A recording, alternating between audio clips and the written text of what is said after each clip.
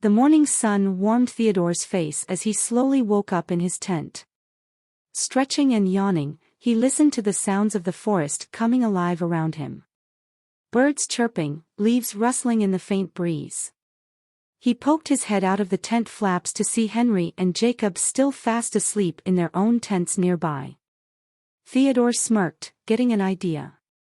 He quietly unzipped his tent and tiptoed over to Henry's tent, unlatching the flap and poking his head in. "Rise and shine, sleeping beauty," he whispered loud enough to startle Henry awake. Henry let out a surprised yelp that had both Theodore and Jacob cracking up in laughter from outside the tent. "You're such jerks," grumbled Henry as he clambered out of his tent, hair ruffled from sleep. Jacob emerged next, rubbing the sleep from his eyes. "Time for breakfast already?" he asked Theodore expectantly. "Thought we'd eat something quick then head down to the river for a dip before it gets too hot," Theodore replied. The boys made some peanut butter sandwiches and refilled their water bottles. After packing up their tents and supplies, they grabbed towels and headed off through the trees. The morning air was warm but not oppressively so yet as they walked. Theodore told a long, overly dramatic story from one of his comic books to pass the time. Finally they arrived at the crystal-clear river winding through the forest. Grinning, Theodore dropped his things and immediately began undoing his pants. Jacob and Henry followed suit, and all three ran splashing into the cool water, whooping and hollering. They swam and had underwater contests for a while, enjoying the relief from the heat. Climbing out, they lay in the sun on their towels to dry off. "So what's next on today's agenda, boys?" asked Theodore, hands behind his head as he relaxed. "I say we explore upstream a bit and see if any good climbing trees or frog hatcheries await us," suggested Henry. The others agreed it sounded like a fun way to spend the afternoon. Once dry, they gathered their things and followed the riverbank further into the woods. They came across all sorts of interesting rocks and plants along the way. A family of deer grazing nearby didn't seem bothered by the boys' presence. Deeper in the forest, the trees grew closer together and taller. Theodore spotted a venerable oak with branches starting low, perfect for climbing. He scrambled up quickly and found an incredible view through the canopy from higher up. Calling down instructions, he helped his friends clamber up until all three boys sat perched in the treetop, taking in the forest scenery. The rest of their woods exploration passed enjoyably until the sun hung low in the west, signaling it was time to head back to camp. Theodore, Henry, and Jacob arrived back at their campsite just as the last rays of sunlight were disappearing below the tree-line. Their exhaustion from a full day of adventure melted away as they spotted Theodore's Uncle Nick sitting on a log by the fire pit, stoking the kindling to life. "Uncle Nick!" Theodore exclaimed, bounding over to give the man a hug. Henry and Jacob added their greetings as well. Uncle Nick grinned warmly at the boys. "Good to see you lads made it back safely. Have a productive day in the woods, I take it." Theodore's eyes lit up as he began eagerly recounting their day's activities: fishing, games of manhunt, exploring the old shack. He animatedly described all they had seen and done with great dramatic flair, hands waving excitedly. Henry and Jacob laughed and added details here and there when Theodore paused for breath. Uncle Nick listened intently, asking occasional questions and making impressed noises in all the right spots. When the boys had finally finished, he chuckled heartily. "Sounds like quite the grand adventure, boys. I'm glad you all enjoyed yourselves." He then launched into a tale of his own hunting expedition that morning. Managed to bag a nice plump rabbit and grouse. "Got them all cleaned and crazy for our supper tonight too," Uncle Nick told them, patting the insulated cooler beside him. Theodore's mouth watered just thinking about his uncle's camp cooking. There was nothing quite like it. With the kindling now fully ablaze, Nick opened the cooler to reveal handsomely prepared skewers of meat glistening with seasoning. He handed each boy a skewer to hold over the growing fire. Soon savory smoked smells wafted through the campsite, making stomachs rumble. They ate ravenously once the meat had cooked through, savoring every juicy bite. "Now, what do you boys say we get a nice big fire roaring for the evening?" Uncle Nick asked as they finished their meal. Eager to help, Theodore, Henry, and Jacob scurried off into the woods with arms full of firewood. They worked together stacking dried logs, kindling, and moss into a teepee structure over the pit. Within minutes, voracious orange flames were lapping hungrily at the growing bonfire. The boys sat in a semicircle before it, basking in the warmth and flickering light. Uncle Nick leaned back against a log, loading his pipe thoughtfully as the boys regaled him with more treetop views and underwater discoveries from the day. The forest grew still and dark around their firelit oasis. An owl hooted softly somewhere unseen. "You know, this part of the woods is said to be haunted, lads," Uncle Nick said around the stem of his pipe after a lull in chatter. Theodore perked up eagerly. "Really? By what?" His uncle took a long puff, green eyes glinting mysteriously in the fireglow. "Well now, there's an old legend about a fur trapper who lived alone way back in these parts over 100 years ago. That was his shack you guys were exploring today. Folks said he was a mean, strange fellow, prone to drunken rages and violent outbursts. More than a few suspected him of murdering others who crossed his path. In these very woods there was a manhunt. It didn't end well. The trapper was never found." The boys were enraptured, leaning in eagerly as Uncle Nick wove his spooky yarn. One howling blizzardy night, he was said to have gone completely insane, hacking his own trapping cabin to bits with his axe before disappearing into the whiteout. Come spring thaw, all that was left was wreckage and bloodstains in the snow. To this day, some claim on eerie nights you can still hear his raging howls echoing through these ancient pines. A chill wind picked up right then, scattering orange sparks into the night. Henry couldn't help shuddering a little as Jacob clutched Theodore's arm. Uncle Nick chuckled heartily at their reactions before launching into a couple more ghostly local tales by firelight. The stars stretched endlessly above like a velvet curtain as the night deepened around them. Theodore glanced furtively into the shadows, wishing perhaps he could catch a glimpse of some supernatural creature or happenstance himself. He had always felt a sense of wonder and belonging amidst the dark mystery of the untamed woods at night. Once their terrifying stories had run their course, Uncle Nick suggested it was time the boys turned in for bed. "I'll take first watch and keep an eye on things," he told them cheerfully. Theodore slipped contentedly into his worn but cozy tent as Henry and Jacob said their goodnights. Laying in his sleeping bag beneath the nylon ceiling speckled with dancing firelight, Theodore stared up at the sagging fabric as his uncle's ghost stories replayed in his mind. A small shiver coursed through him, though whether from some otherworldly chill or simple childlike thrill, he wasn't sure. The next morning dawned pale and misty through the tents. Theodore woke early to find Uncle Nick had already gotten the campfire going again and a pot of oatmeal bubbling over it. They sat together eating breakfast as wisps of fog drifted lazily through the clustered pines. "Have to head back home after this, I'm afraid, chores waiting and all that. You boys be sure to stick together exploring today, you hear?" Nick told Theodore between mouthfuls. Theodore nodded understandingly, already lamenting his uncle's departure. A rustling sounded from the nearby tents shortly after as Henry and Jacob emerged, blinking sleep from their eyes. "Morning, boys." Uncle Nick greeted them cheerfully. "Food's ready if you are." The delicious smells soon roused the other two fully, and they dug into bowls gratefully. All too soon, Uncle Nick had cleaned up breakfast, packed his bag, and doused the campfire ashes. Uncle Nick loaded the last of the camping gear into the bed of his old pickup truck. Theodore gave warm hugs to Henry and Jacob, sad to see another magical weekend in the woods coming to an end. "See you guys at school tomorrow," he called as they climbed out the cab. Waving, Theodore watched his friends get dropped off before. "Thanks for coming with us, Uncle Nick. It really meant a lot," he said earnestly. His uncle smiled, patting Theodore's head affectionately. Anytime, Teddy. You know I enjoy our adventures together. They made small talk on the drive, discussing plans for their next camping trip. Theodore's excitement grew at the ideas forming in his mind.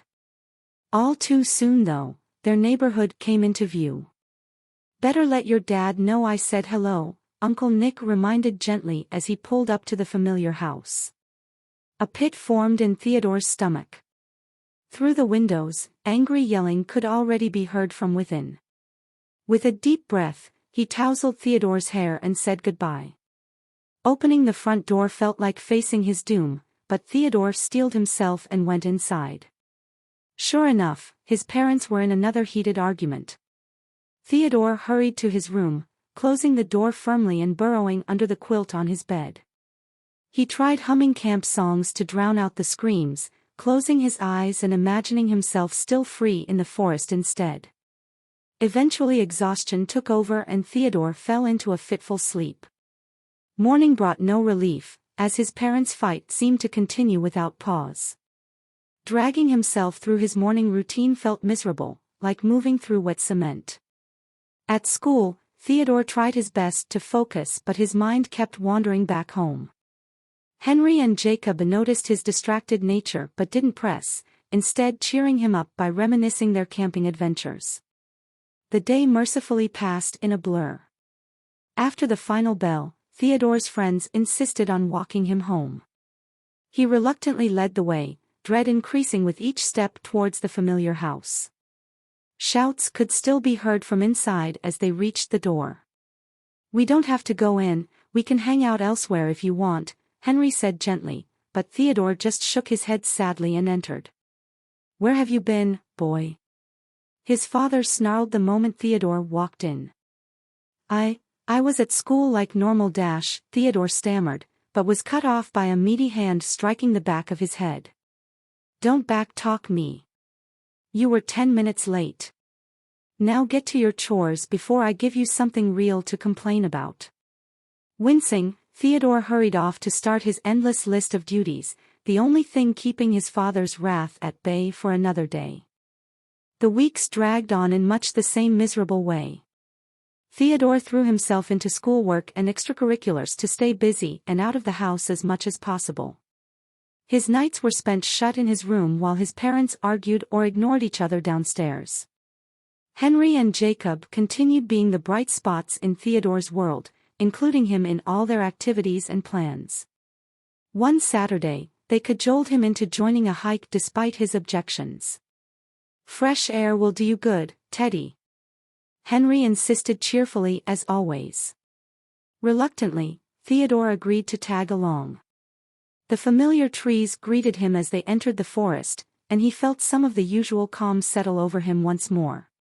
He followed his friends up rocky slopes and along moss-slick creeks, admiring colorful wildflowers or scanning for birds and animals darting in the brush.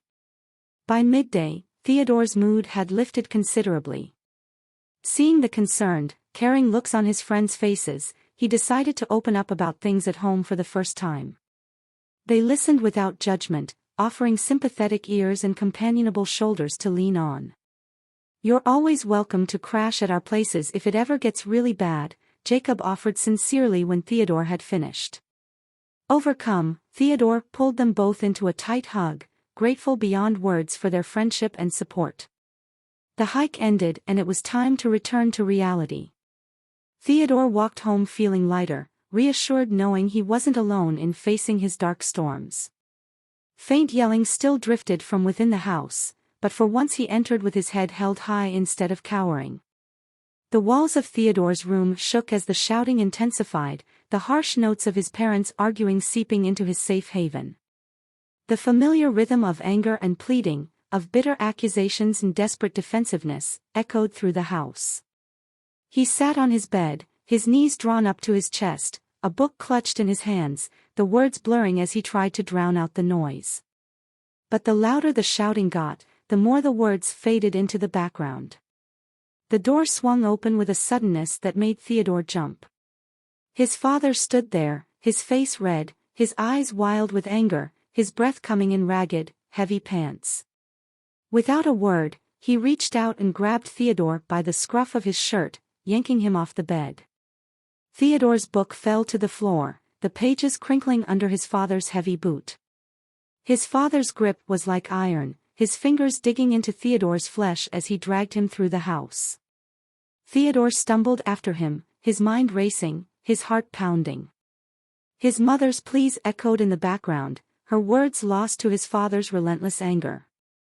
The blows came suddenly, punches and slaps that sent Theodore reeling, his head spinning. He was thrown to the ground, his face scraping against the rough carpet, his body aching from the force of his father's rage. His mother screamed, her hands reaching out, tugging at his father's arm, but it was as if her voice, her touch, meant nothing. His father was a storm, relentless and unyielding, his wrath a terrifying force that swept through the house, leaving destruction in its wake. Theodore was swept up in it, tossed about like a leaf in the wind. Suddenly, he was at the stairs, his father's hand releasing him, and he was falling, tumbling down the steps, pain erupting all over his body. He hit the landing with a thud, his breath leaving his body in a gasp. He lay there for a moment, the world spinning around him, before he scrambled to his feet, his body screaming in protest. With a burst of adrenaline, he ran for the door, the cold November air hitting his face as he burst out of the house and into the yard. His legs pumped beneath him, carrying him away from the house, away from his father, away from the pain. The woods were a mile away, a beacon of safety in the distance. He ran, his heart pounding, his breath rasping in his throat. His body hurt, his muscles screamed in protest, but he didn't stop. He couldn't stop.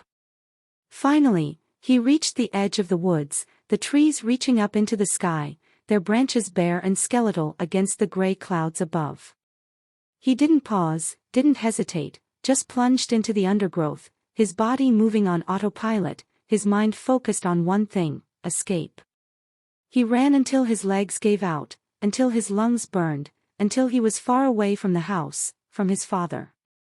He stumbled and fell, his body collapsing onto the soft earth beneath him. He lay there for a moment, catching his breath, the silence of the woods enveloping him. Theodore stumbled aimlessly through the dense forest as darkness fell. His clothes hung heavily from the steady rainfall, icy streams trickling down his neck and along his spine. The temperature dropped rapidly without the sun's retreating warmth. Shivering fiercely now, Theodore knew he had to find shelter soon or risk freezing through the night. His panic faded as cold, damp exhaustion set in, limbs like lead. How he wished for his tent and warm sleeping bag in Uncle Nick's familiar campsite. Rounding a bend, he spotted a towering oak looming ahead through the gloom. Its uppermost branches reached high into the shrouded treetops, providing partial cover from the stinging rain. It would have to do. Collapsing beneath the gnarled trunk, Theodore drew his knees to his chest and curled in on himself, hoping some remnant of body heat lingered still. The hard, uneven ground offered no comfort, every dip filling swiftly with icy water. He huddled miserably as the continuous downpour created a hypnotic cacophony all around. Too spent to choke back his tears any longer, Theodore began to sob quietly into his arms, for his poor situation, for his ruined weekend plans, for the ongoing turmoil at the only home he'd ever known. As midnight came and went, the rains showed no sign of abating. Theodore shivered violently despite his body's best efforts to conserve what fleeting warmth remained. His clothes were now entirely soaked through, clinging heavily like a second frigid skin. No position provided relief or seemed to ease the painful stiffness seizing tired muscles. The gnawing cold penetrated to his very core, leaving an ache that sunk deeper than mere physical discomfort.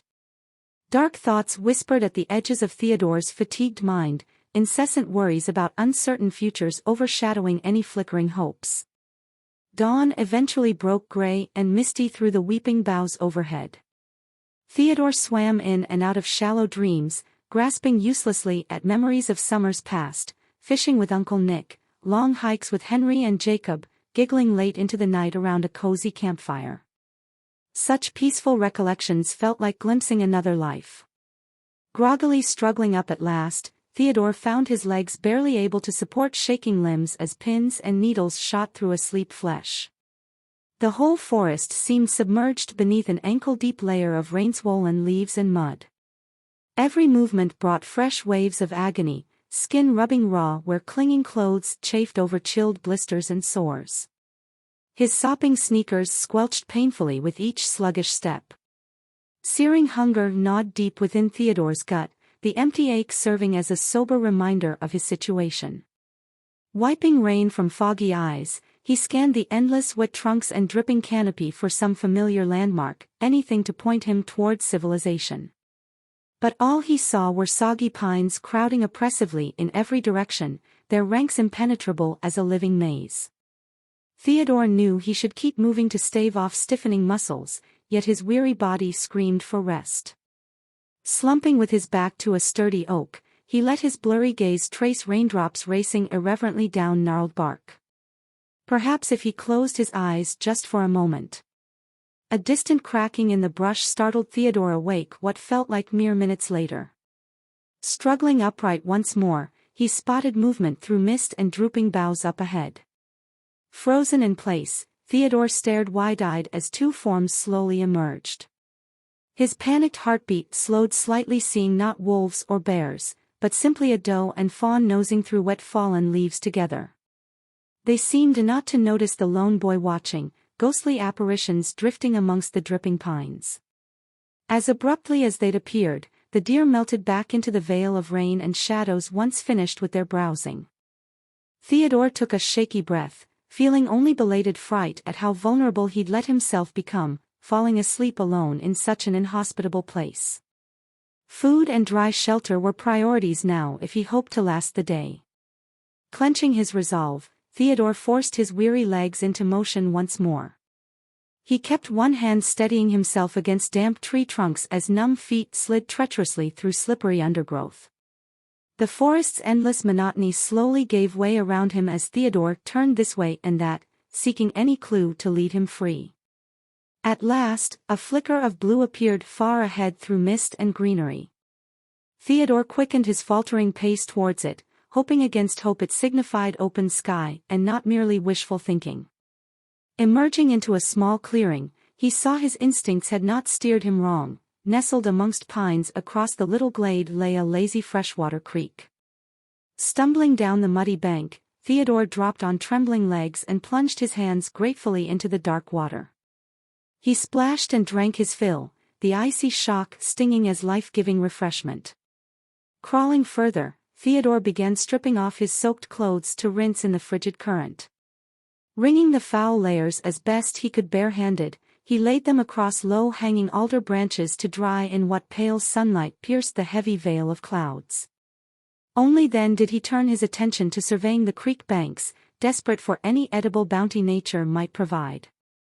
Scouring the grass and mud revealed nothing at first but sodden leaves and twigs.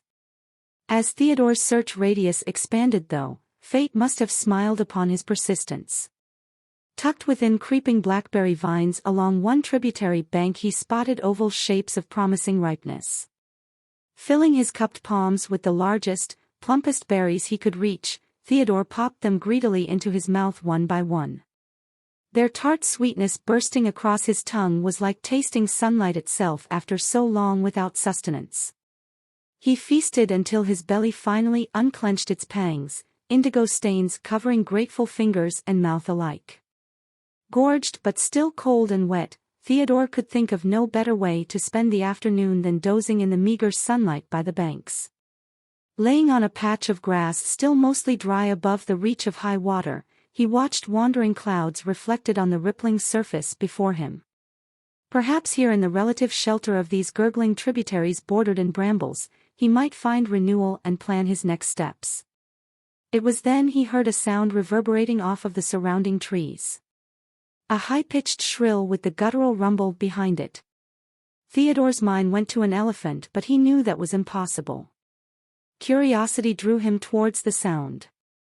Theodore followed the faint whimpers through the dense brush, pushing past tangled vines and clawing branches. As he entered a small clearing, he froze in awe at the creature curled on the ground. Before him was a real, living dragon. No bigger than a household cat. Its silvery scales shone with iridescent sheens of blue in the dappled sunlight. One leathery wing was twisted at an odd angle.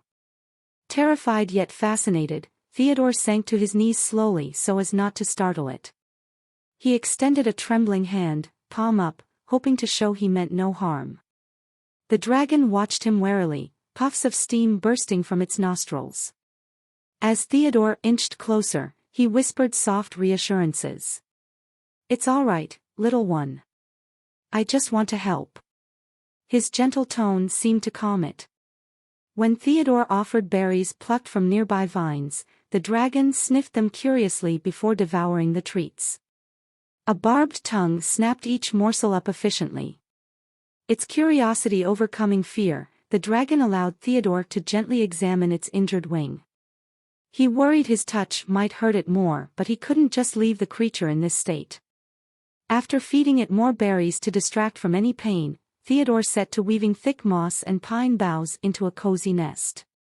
The dragon observed intently as he worked, as if realizing this strange boy truly aimed to help. Settling into its nest as dusk fell, the dragon regarded Theodore with silvery eyes. Theodore settled underneath the small dragon nest, as the night air grew chillier. He watched the dragon sleep above him, its little chest rising and falling with each breath. Wisps of smoke trailed from its nose. Though it appeared calm now, he couldn't forget the deadly fire it had been known for in folklore. Or the tales of its greedy nature and obsession with gold. All those fairy tales seemed just that. He must have dozed off for some time, as when Theodore opened his eyes again the stars shone brightly above. A rustling in the nest above caught his attention. Slowly, he peered up and saw the dragon was waking as well, stretching its good wing with a squeak. Their eyes met in the darkness. Where earlier he saw only fury, now the dragon's gaze seemed questioning, perhaps even uncertain. After a moment, it leaned over the edge of the nest and sniffed the air carefully, gaze fixed on Theodore. He remained as still as possible, hardly daring to breathe. The dragon sniffed again, then let out a tiny sneeze that puffed sparks into the night. Theodore exhaled softly, hoping to seem non-threatening. "It's all right, little one," he murmured softly. "I mean you no harm." The dragon tilted its head, as if considering his words. Then, slowly, it lowered its neck further until its head was level with Theodore's. Up close, he saw swirls of color in its scales, catching hints of amber and gold where the firelight touched them. Gently, Theodore raised a hand but did not touch, hovering his fingers near the dragon's snout to let it choose. After a tense moment, it leaned into his palm with a soft croon. Theodore smiled, relief and wonder lighting his heart. "There now, see? Nothing to fear." He stroked the dragon's head delicately, marveling at its silky yet durable scales. A low rumble rose from its chest, almost like a purr, as it rubbed against his hands seeking more scratches. "You are quite tame, for a dragon," Theodore mused. "I thought you were all made up, maybe you are. I must be going insane." Theodore tended to the dragon's wound with care, cleaning and rebinding its brace regularly. Each time, it grew more comfortable with his touch, learning to trust where before it had only known to fight or flee. He brought it food, berries and nuts he foraged, remnants of prey he left behind by other predators, which it ate ravenously. And each night, it waited for his return, greeting him with happy chirrups and snuggling into his side for warmth. As the dragon healed, its curiosity seemed to grow as well. It watched Theodore's every move with bright interest, cocking its head this way and that. One day, as Theodore gathered firewood, he heard an unexpected rustling and looked over to see the dragon attempting to climb down from the nest, clinging with claws and good wing flapping frantically for balance. He dropped the sticks and rushed over, catching it before it could tumble. "Careful now. Your wing is not strong enough yet." The dragon chirped apologetically, nuzzling into his arms. From that point on, it insisted on following him wherever he went, refusing to be left behind in the nest. Theodore smiled and relented, allowing it to perch on his shoulder or lap as he went about his tasks. Their bond seemed to deepen each passing day, an unlikely friendship between man and beast. During this period of time not once did home cross his mind. Not his father's wrath, nor his mother's warm embrace.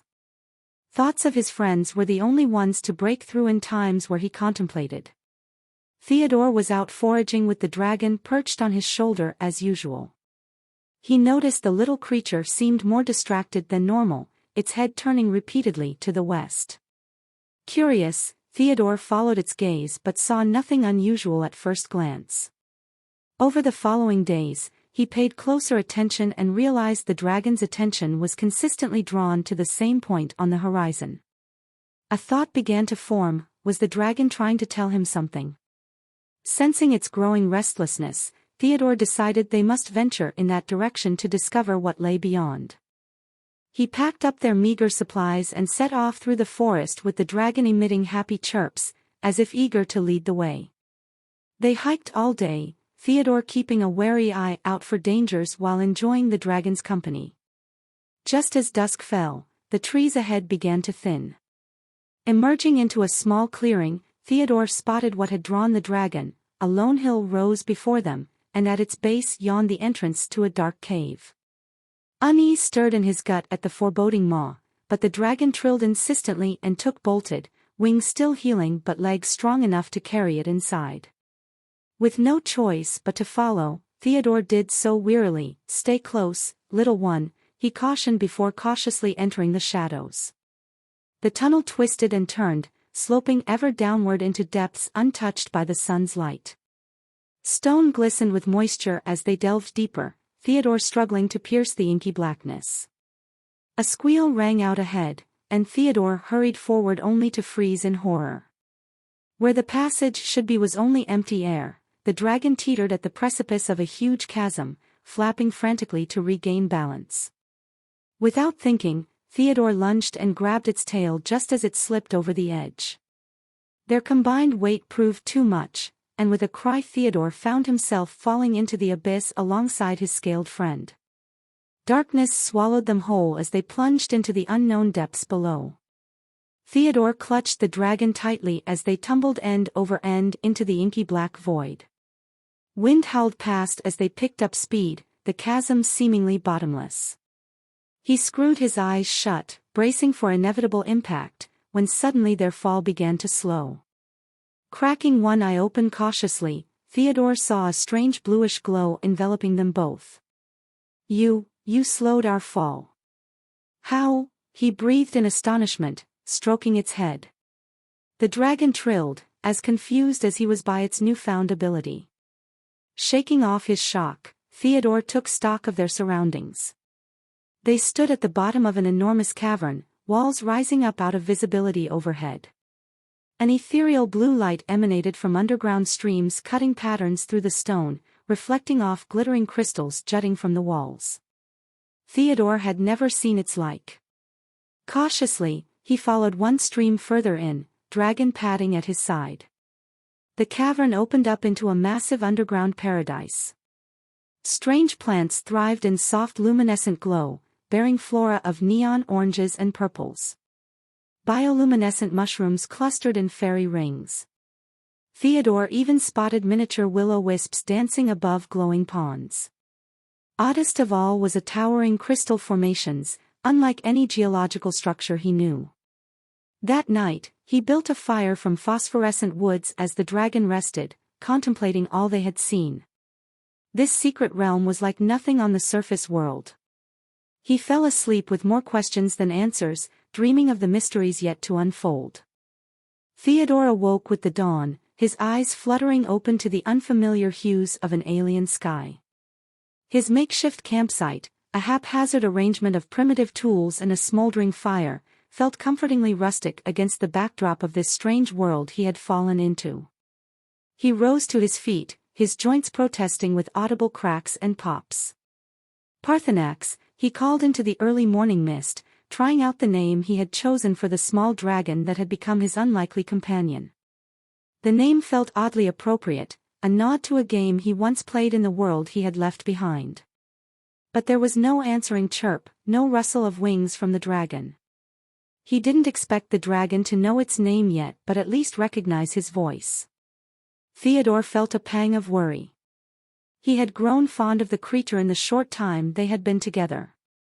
He began to search through the dew-laden undergrowth, his eyes catching onto a set of tiny, taloned footprints leading away into the woods. With a sigh of relief, he followed them, the sound of his boots squelching in the mud the only noise to accompany the silence of the alien dawn. On the other side of the woods, he finally found Parthenax, lapping water from a clear pond. The sight of the small dragon, its scales shimmering in the dawn's light, lifted Theodore's spirits.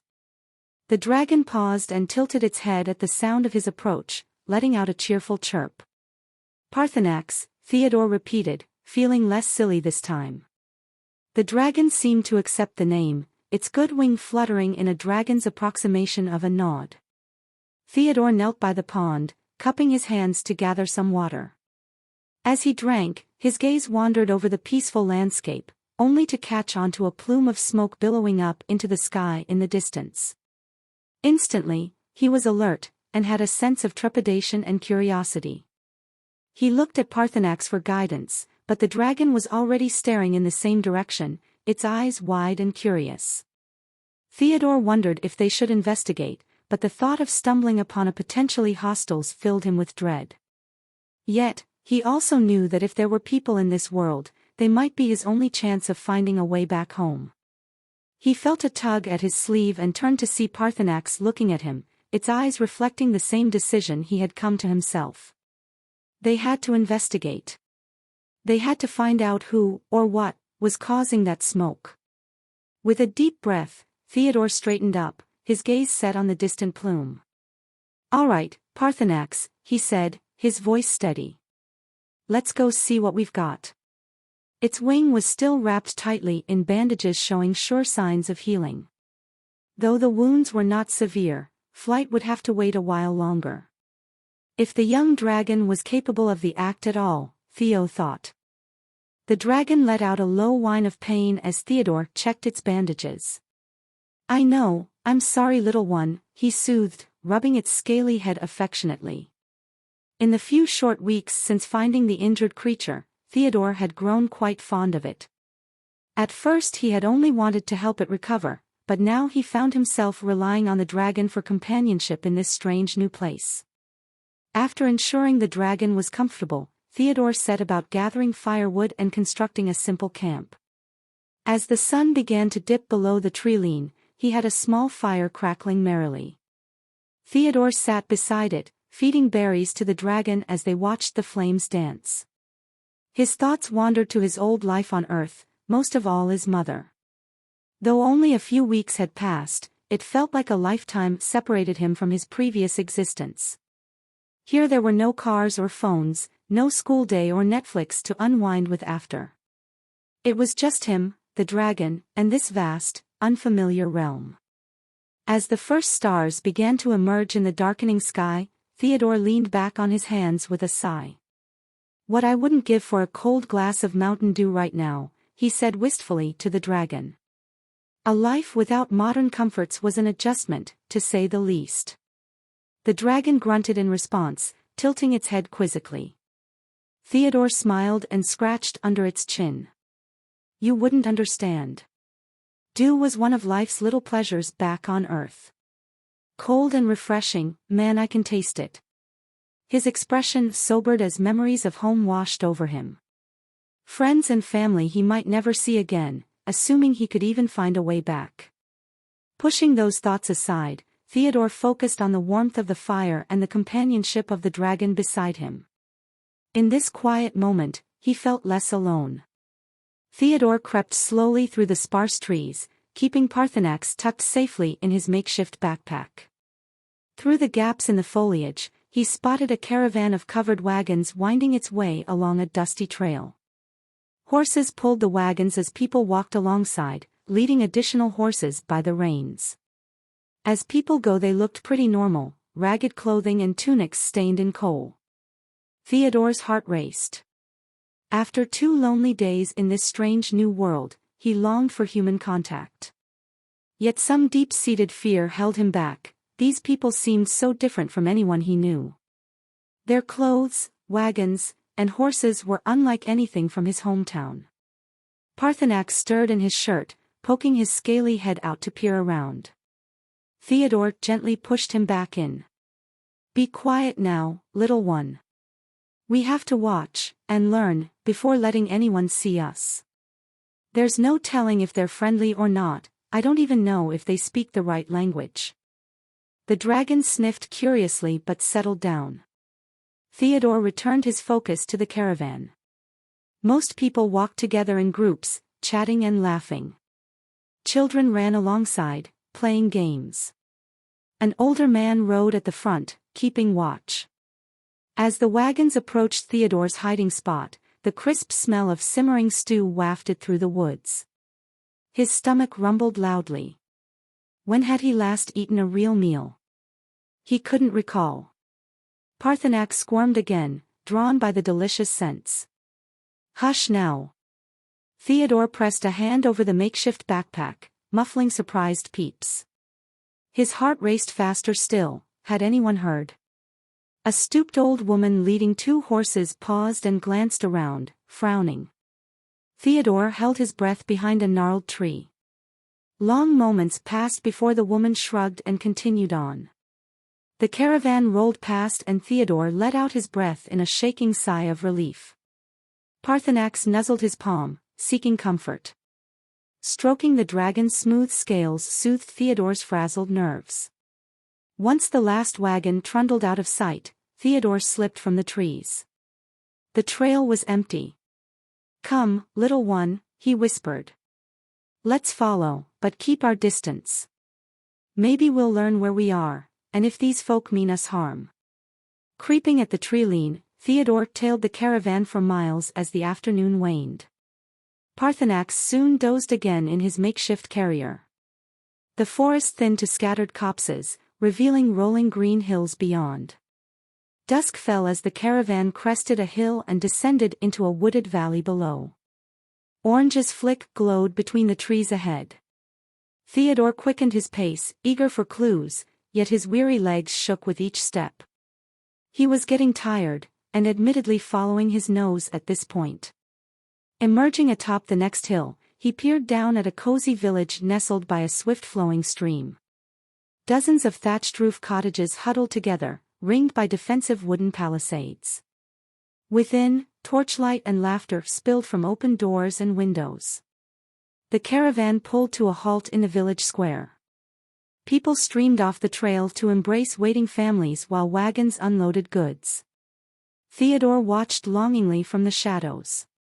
His empty belly growled louder than ever. A baby's cry rose above the din, carrying clearly on the breeze. Parthenax stirred, raising his head to stare off into the village with wide eyes. Theodore stroked his scaly hide, contemplating their next move. These villagers seemed decent folk, welcoming the travelers with open arms. Perhaps they would offer him aid as well. He was anxious but determined. "Stay here," he whispered to Parthenax. "I'll return soon with food." Unwrapping the dragon from his shirt, he folded it gently into a makeshift nest at the tree-line. Parthenax squeaked protests but obeyed. Smoothing his disheveled clothes and rubbing dirt from his face, Theodore descended the hill toward the village with trembling legs and pounding heart. Eyes watched him approach from beyond the palisade, sentries posted along the parapets. He slowed to a stop, raising empty palms. "Hail," called a gruff voice. "Who goes there, stranger, wandering our valley alone in the night?" Taking a deep breath to steady his quavering voice, Theodore replied, "I mean no harm, good sirs. My name is Theodore, I am lost. If your village is kind, I beg you to show mercy, I only want a bite to eat and directions to the nearest town." Silence followed as the sentries conferred in low tones Theodore couldn't make out. His stomach churned, half from nerves and hunger. What if they turned him away? He had nowhere else to go. After an agonizing wait, the gate creaked open just wide enough for a single man to stride out. He stood a head taller than Theodore, muscle evident beneath his tunic, with a hand resting casually on the hilt of his sword. Stopping an arm's length away, the sentry gazed down his nose with narrowed eyes. "You look more lost soul than thief or bandit. But these are hard times, we take no chances with strangers. Tell me true, where do you hail from, and what brings you alone to our hidden valley?" Theodore stood before the guard, his heart pounding in his chest. He knew that the words he chose to answer the guard's questions would shape his fate in this strange new world. The guard's eyes bore into him, searching for any signs of deception. Theodore took a deep breath, steadying himself. Leaving out the incredible detail about finding the small wounded dragon, Theodore began to explain his situation. He told the guard that he hailed from Earth, or at least a different version of it. Inside a dark cave, he had stumbled upon a hole of some sort that seemed to transport him to this unfamiliar dimension or world. It was a place unlike anything he had ever encountered, with fantastical creatures and breathtaking landscapes. The guard raised an eyebrow, clearly skeptical of Theodore's tale. Such a story was beyond the realm of ordinary experience. Yet, there was something in Theodore's eyes, a sincerity and earnestness that made the guard pause. He decided to believe the boy, if only for the moment. Realizing that Theodore posed no immediate threat, the guard extended an invitation for him to enter the village. With a mixture of relief and curiosity, Theodore followed the guard through the village gates, feeling the weight of the unknown world pressing upon him. Passerbys gave him a sidelong glance, but none seemed hostile in any shape or form. Instead, the look they had was more of curiosity than anything else. Inside the village, the air was filled with the aroma of cooking stew and the comforting sounds of laughter and conversation. Theodore's stomach growled in response, reminding him of his hunger. The guard led him to a humble but welcoming dwelling, where a bowl of steaming stew and a piece of bread awaited him. Theodore's hunger overpowered any semblance of table manners as he devoured the stew, his ravenous appetite shining through. The warm, hearty meal filled his empty stomach, offering comfort and sustenance. He wiped his mouth with the back of his hand, feeling a sense of gratitude for the generosity shown to him. As he finished the stew, Theodore carefully saved the bread for later. He wasn't sure if the little one would eat it, but it was worth a shot. The guard, observing his actions, nodded approvingly. It seemed that Theodore's resourcefulness was noted and respected. With their bellies full, the guard took a piece of parchment and a quill, sketching a rough map. He pointed to a specific location and explained, "This is where we are, our village. And here," he drew a winding road with an X marking a spot, "is a town a few miles away." The guard continued, instructing Theodore to seek out an old man who often wandered the village in the late hours. He emphasized that Theodore should share his extraordinary story with the man, hoping that he would lend a listening ear and provide guidance or assistance. Theodore studied the map, committing the details to memory. He thanked the guard for his kindness.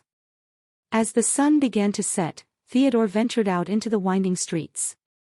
Theodore exited the village, his mind still trying to comprehend the world around. As he made his way back to the woods, reaching the familiar spot where he had hidden the baby dragon in his shirt sling nest, Theodore carefully retrieved the creature and cradled it in his hands. Parthenax chirped happily, its eyes shining with a hint of mischief. Theodore was certain that the dragon could understand him on some level. With gentle words, he explained and Parthenax chirped. Theodore smiled, reassured by the creature's response. Parthenax's injured wing was healing, though it still required some care. Theodore carefully changed the bandages, discovering that a simple splint fashioned from a branch would suffice. He secured the splint in place, ensuring the dragon's comfort. Theodore glanced down at his attire, realizing that his disheveled appearance might draw unwanted attention in the town they were about to visit. Determined to blend in, he decided to change into a clean tunic he had spotted in the village before his departure. The tunic was simple but presentable, and it would help him avoid standing out in the medieval world he found himself trapped in. As he made his way towards the town, Theodore concealed Parthenax inside his shirt sling, ensuring the dragon's safety and preventing any unnecessary attention. The baby dragon nestled into the fabric, its warmth a comforting presence against Theodore's chest. He adjusted the sling to ensure that Parthenax was secure, making sure the dragon could still breathe and move freely. The journey to the town was a chance to reflect. You know, back of my world you'd be pretty popular. I'm not sure how your popularity sits here. But I think it's best we try to play it smart here. I wish you could talk. I have so many questions. You can understand me, can't you? Parthenax stuck his head out of the hole in the sling, cocking his head in recognition. I figured as much. I wonder if you have a mother and a father out there. I mean, you must have, right? Nothing just comes into this world without parents, I think. Anyways, I hope this old man knows more than I do. My back hurts. I don't think I'm going to last another night on the hard forest floor. Tonight we're going to have to make some adjustments. Theodore's mind was filled with questions. What would he find in the town? Would the old man truly have the answers he sought? He pushed these thoughts aside, focusing on the path ahead. The forest gave way to a well-worn road, leading Theodore and Parthenax towards their destination. The wide open plains were clearly a farm, but whatever crop grew there he could not recognize. He was tempted to sample some of the vegetation off of the branch, but he was no thief and he felt like this was disrespectful. In the woods lining the field he heard the cracking of branches in the rustling of leaves. Both he and Parthenax turned their heads in unison. What was that? Theo dropped his stance low, taking over behind a cylinder of hay. From the gaps in between the trees he can see glittering eyes looking out at him. Whatever form held them was obscured by the shadows. The dragon stuck his head out of the hole once more and sniffed the air. Instead of threatening or defensive noises, the dragon began to whine. Theodore, not knowing what to do, decided to follow the dragon's instincts and head towards the eyes. As he approached, something large backed up and away from the treeline. Theodore threw up his hands, trying to look non-threatening as possible. It's okay, I mean you no harm, he said, hoping whatever was in the woods could understand him. Where there was something before stood only empty air. As he stood in the shade in confusion, he felt an overly large heavy hand fall down on his shoulder gently. He jumped, startled, and turned around to see a large hairy man. Every inch of the creature was covered in long tufts of hair. The creature looked down at him with non-threatening, gentle eyes. For an unending second they stood looking at each other, each trying to figure out what the presence of the other meant. The boy was shaking, but the dragon just looked up into its eyes. The giant creature seemed to have just noticed the dragon and made eye contact with it. When it did, it kneeled down to one knee, making itself eye level with Theodore and the dragon. In a deep animalistic tone he heard the creature speak. Man-boy lost. Man-boy, have Drake. How man-boy have Drake? Theodore stood sadly, shaking for a moment, trying to figure out what words to reply with. He introduced himself. Hi, he choked out before continuing. I am Theodore, and this is Parthenax, and who are you? He extended a shaky hand. The beast leaned down and sniffed the boy's hand. He closed his eyes, fearing the coming bite, but none came. Instead he felt the cold grip of the beast returning his shake. He deflated from his tense posture and looked up to meet its eyes. It released its python-strong but gentle handshake. Theodore stood frozen, his eyes wide as he took in the sight of the colossal creature before him. Its form was bathed in the soft, dappled sunlight that filtered through the dense forest canopy, a spectacle that was both daunting and captivating. The creature, resembling a mythical Bigfoot, stared back at him, its amber eyes reflecting a deep curiosity. The beast's voice rumbled through the air when it spoke, the words broken yet understandable, like rocks tumbling down a hillside. Each syllable was a surprise, its speech pattern unfamiliar yet intriguing. From his chest sling, Parthenax seemed to relax in the presence of the large, hairy creature. The dragon's scales, usually vibrant and glistening, now looked subdued yet comforting under the creature's calm gaze. The creature made a sweeping gesture with its massive hand, inviting Theodore to follow. The young boy, still in shock, hesitated. He glanced at Parthenax, who seemed unconcerned. Taking the dragon's calm demeanor as a sign, Theodore made up his mind to follow. The creature led the way, its immense form easily parting the undergrowth as it moved deeper into the forest. Theodore, with Parthenax clambering back onto his makeshift shirt-sling, followed closely behind, his mind buzzing with questions. The beast stopped in a small clearing, where a large bonfire crackled invitingly. The sight of the roaring fire, accompanied by the smell of roasting fauna, was strangely comforting. The creature turned to Theodore, its eyes glinting with an unspoken question. Theodore accepted the offered seat across the fire from the hulking beast known as Stonefist, still eyeing it warily as Parthenax untangled himself from the sling and slithered over to the flames. The scent of roasting gazelle filled the air. "Thank you for the food," Theodore said hesitantly. "It's been a long time since I've eaten anything other than berries and roots." He glanced at Parthenax tearing into the raw meat thrown to him, then shifted the sizzling slab between his own blistering hands, taking small bites. "Might I ask, what are you?" "I've never seen a creature like you before." "In my world." He corrected himself. "No, I'm from. They have loads of names for you. They call you Bigfoot, Sasquatch, and some people even call you Yeti." Stonefist grunted. "Man call me Beast. But I not Beast.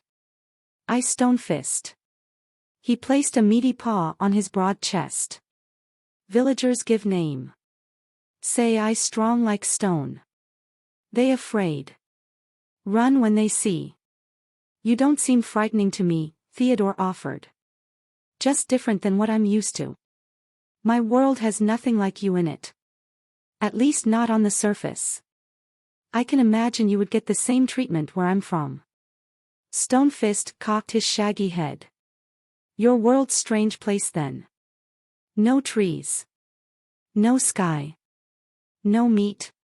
Theodore laughed weakly. "No, it has all that. But where I come from, there are no beasts like you walking around. Only humans, and animals, but nothing that talks." He took another testing bite of gazelle.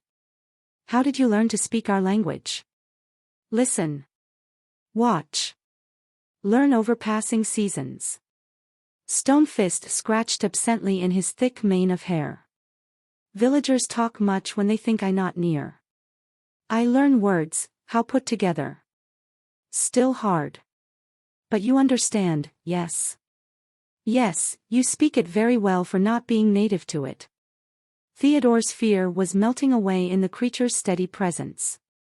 "You must be very smart." Stonefist beamed, huge teeth flashing in the firelight. "Me like talk. Get lonely in woods. But villagers still scared, yell, throw rocks if see. So I stay hidden. Only come out at night, when quiet." He leaned forward conspiratorially. "But you seem good little man. Not run away screaming like others. We be friends, yes?" "I'd like that," Theodore smiled tentatively. "It would be nice to have a friend out here, far from home as I am." He stroked Parthenax indulgently as the dragon sidled up, belly now plump and satisfied. "Do you know how I might return to my world?" "I'm from a different place, not in your world, but above it.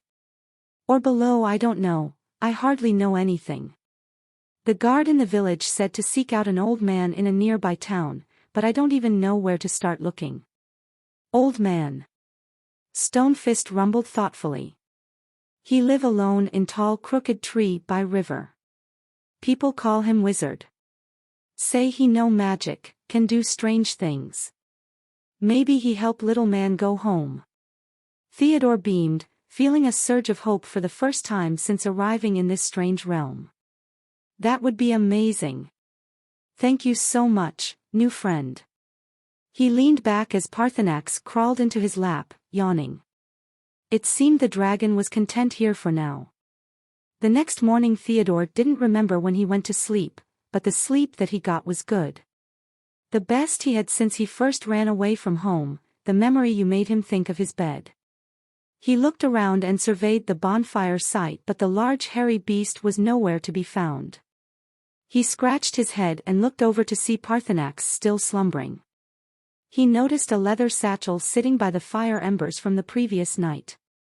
He opened it to find jerked meat and a healthy supply of equipment, including a dagger, some vials of clear liquid and a pouch of silver coin. He said his thanks to the wind gather the supplies and his dragon and hit the trail. All the while he could feel eyes on him, but not predatory. It wasn't a whole 2 hours when they approached the town. Theodore's steps quickened. He could hear the distant sounds of bustling activity and the murmur of voices. The air was filled with the scent of freshly baked bread and the faint hint of smoke from nearby chimneys. The town came into view, revealing a modest but lively settlement, with people going about their daily routines. Miners, tradesmen, couriers, and what looked to be dancers. Theodore took a deep breath and adjusted his tunic, ensuring that he appeared as inconspicuous as possible. He walked with purpose, blending in with the crowd as he made his way through the town's winding streets. Parthenax remained hidden within the shirt sling, its presence known only to Theodore. Theodore stepped carefully over the remnants of a long cold bonfire. All that remained were circles of blackened stones and ashes stirring in the morning breeze. Shrugging his tunic tighter around himself, Theodore continued into the forest. A faint trail wound ahead, almost obscured by fallen leaves. Theodore decided to follow it, hoping it was the right path. As he walked, he listened intently for any sounds of life, but heard only the usual creaks and rustles of a woodland occupancy. The woods deepened. Theodore began to doubt this path would lead anywhere useful when, through the thick trunks, he spotted flickering torchlights in the distance. Heart lifting, he picked up his pace, pushing through the last few yards of trees and emerging onto the edge of a clearing. Before him lay a modest town, lights glowing warmly from windows of wooden buildings. Theodore let out a relieved sigh. As he drew nearer, Theodore was able to take in more details of the community by the light of flaming torches along the town walls. A sturdy palisade of logs surrounded orderly rows of houses and shops, with a central square and a larger building that was likely the community hall or inn. Smoke curled from numerous chimneys, bringing with it tempting scents of cooked food. Theodore's stomach rumbled at the smells, reminding him he'd had only half a meal since dawn. People still bustled along the dirt lanes even at this hour, calling greetings to one another, children's laughter drifting on the breeze. Reaching the stout oak gates, Theodore was halted by the guard on duty. "Halt, traveler. State your business here." The guard eyed him suspiciously. Thinking fast, Theodore replied, "I'm a traveler from a village downriver. I was sent to scout for trade in the forest and seek lodging for the night before continuing my journey at dawn." The guard seemed slightly appeased by Theodore's scholarly response. "Very well, boy. But know that strangers are viewed with caution in these parts. 'Cause any trouble and you'll find yourself back in that forest quicker than you like." With that not-so-subtle warning, the guard pushed open one half of the broad gates just enough for Theodore to slip through. He murmured his thanks and entered the town proper, darting a cautious look back at the guard who slammed the gate shut firmly behind him. Theodore took a moment to observe his surroundings more fully now that he was inside the walls. The streets were clean-swept dirt, houses and shops all appearing sturdily built of heavy logs. Warm glows emanated from within the structures as folks went about their evening business. Children and dogs ran laughing and barking together down the lanes. The sound roused Parthenax. Theo whispered, "It's okay, chill out." Smithies and stables were quiet now, but Theodore smelled the lingering scents of hot metal and hay. Laundry flapped on lines strung between buildings, an industrious community going about its work. He headed towards the largest building at the center of town, reasoning this must be the inn or tavern. Light and noise spilled from its open doorway, inviting weary travelers within. As Theodore approached, a boisterous roar of laughter and clanging mugs drifted out, mixing with the savory aromas of stew and baking bread. His stomach rumbled again eagerly. Theodore was ready for human company and a hot meal. Squaring his shoulders, he strode into the light and noise of the tavern, ready to find both sustenance and perhaps solace for the night. Finishing the last bites of his stew, Theodore dug the coin from his pouch and placed it gently on the wooden table. A warm sense of satisfaction filled him as he surveyed the lively tavern scene one last time before standing to leave. He was truly on his own now, fending for himself in the world just as any man should. Drawing his worn cloak back around his shoulders, Theodore pushed through the tavern door out into the chill night air. All was quieter here on the outskirts of town, the raucous sounds of merriment muffled by the walls. He gazed up at the sky, clouds obscuring most of the stars, but the pale sliver of the moon provided just enough light. It was time to find the mysterious old man and get some answers. Theodore recalled being told to seek out a crooked old tree on the edge of town. Setting off at a brisk walk, he scanned the shadowy tree-line, hoping some twisted shape would emerge in the murky light. All seemed darker than it should for a moonlit night. Theodore began to second-guess if he was even headed in the right direction when a flutter of motion caught his eye between the tree trunks. Someone, or something, was moving deeper into the wooded part of the city. Hurriedly but quietly, Theodore followed, not wanting to lose sight of his possible lead. As he neared, the figure took clearer shape, an older man, dressed in worn robes, staff in hand. Could this be the one he sought? Theodore hung back, unsure of how to make his presence known without startling the stranger. He trailed at a distance, taking care to step lightly. Ahead, the man seemed to know exactly where he was going. His steps never faltered even in the poor light. Before long, Theodore glimpsed a familiar contorted shape emerge. The crooked tree stood out starkly among its straight-trunked neighbors. The old man paused, resting one hand gently against the gnarled bark as if in greeting to an old friend. Theodore held his breath, waiting for the right moment.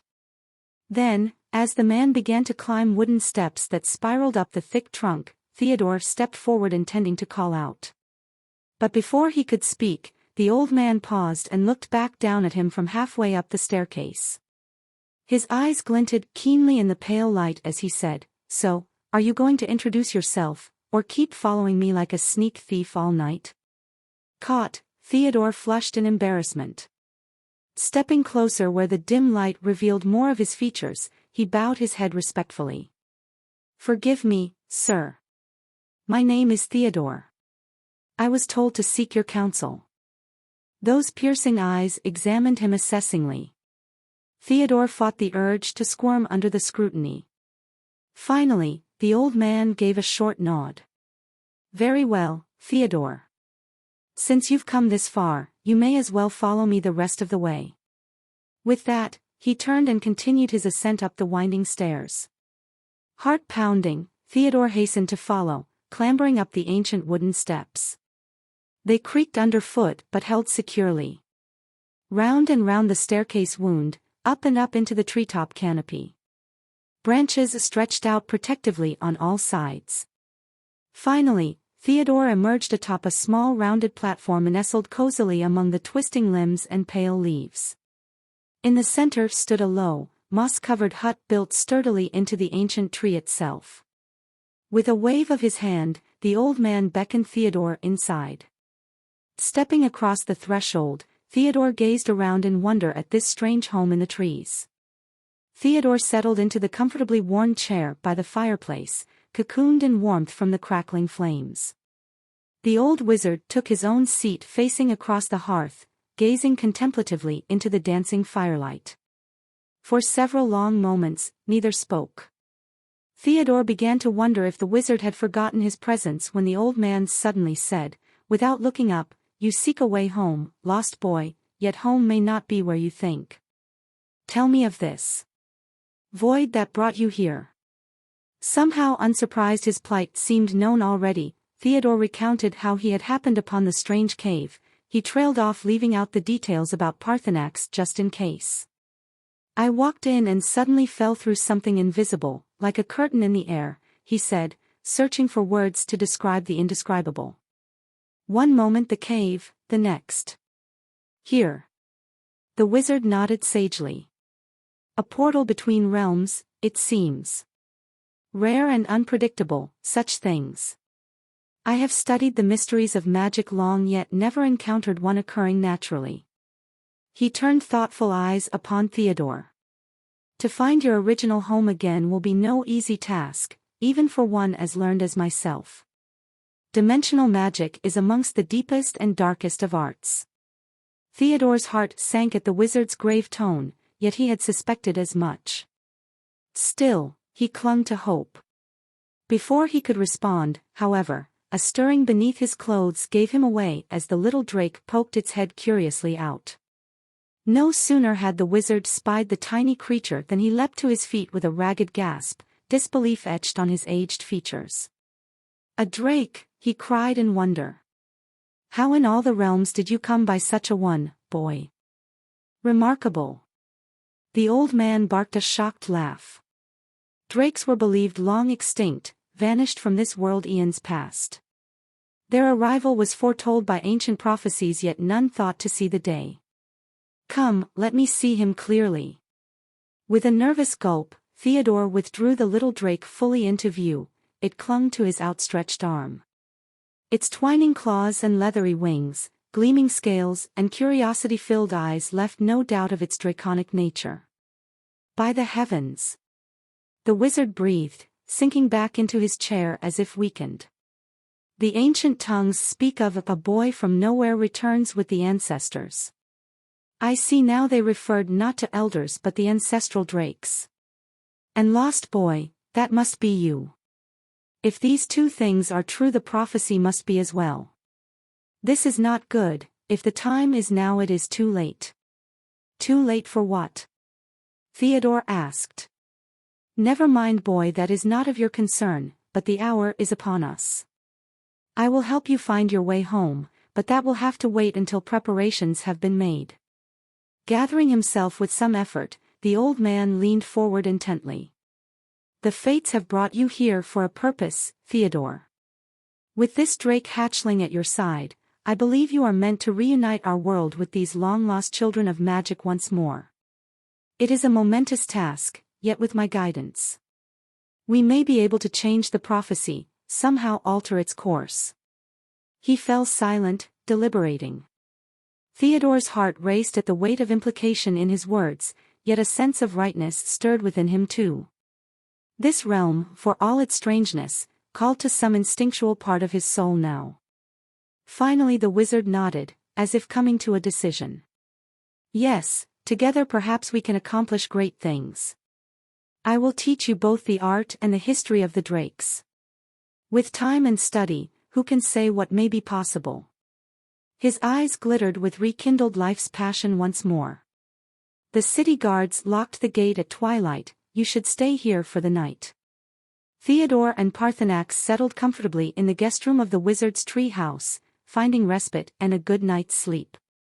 As the sun began to rise, the wizard was already gone, engrossed in his daily activities and esoteric endeavors.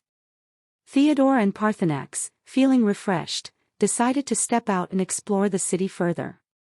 Descending the winding stairs from the tree house, Theodore felt the weight of the dragon slithering into his sling across his chest, nestled safely under his tunic. The companions ventured out, eager to discover the wonders the city held. Theodore instinctively reached inside his satchel and checked his coin purse, relieved to find it still heavy with the gifted currency. He knew that if he were to return home, it wouldn't be any time soon, and he needed to prepare himself for this new world he found himself in. Theodore embarked on a quest to gather supplies. He wandered through different shops and marketplaces, his eyes scanning the displays of clothing, weapons, herbs, and other meticulous materials. The gifted coin afforded him the means to acquire some necessary provisions. As he moved from stall to stall, his thoughts wandered back to the hairy giant who had bestowed the coin upon him. He pondered his kindness and wondered where he had disappeared to. The memory of their encounter remained vivid in his mind. Yet, he pushed the thought aside, realizing that dwelling on the mystery wouldn't provide him any relief. Instead, he focused on the task at hand, meticulously selecting items he might need for survival and exploration. He visited an apothecary and alchemist shop, trading knowledge with the merchants. He was confident what he got from them was as close to medicine as he could muster.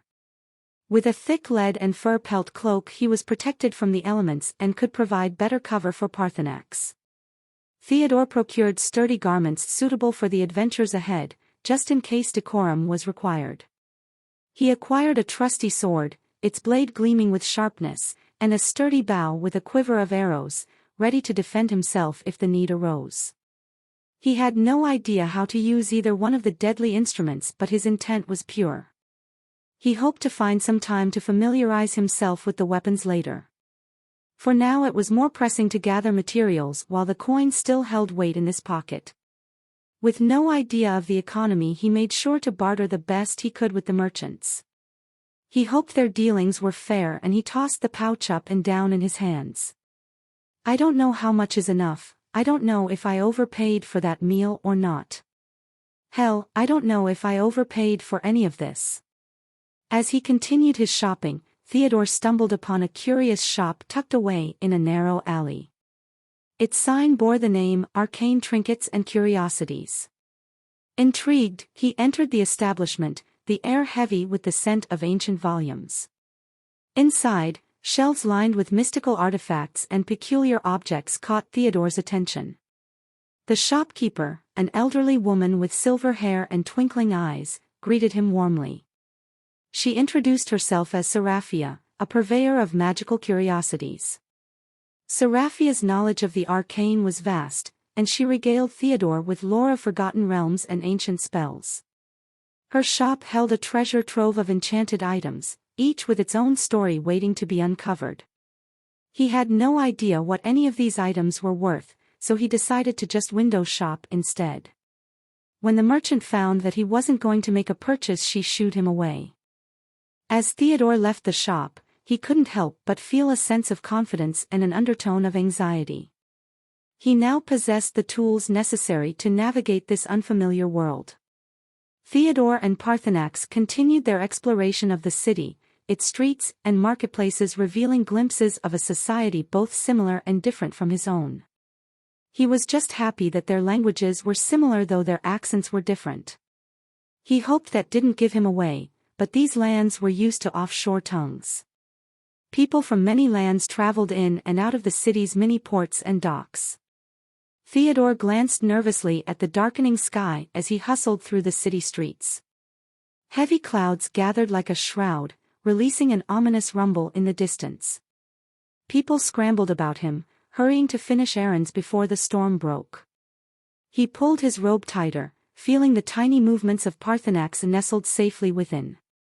The dragonlet seemed to sense Theodore's unease, squirming restlessly against his belly and chest. "Be still, little one," Theodore whispered. "We'll be back soon, I promise." Up ahead, the city guards loomed. Theodore quickened his pace, eager to clear the streets before the rains came. But as he hurried past merchants packing up stalls, a change came over the crowds.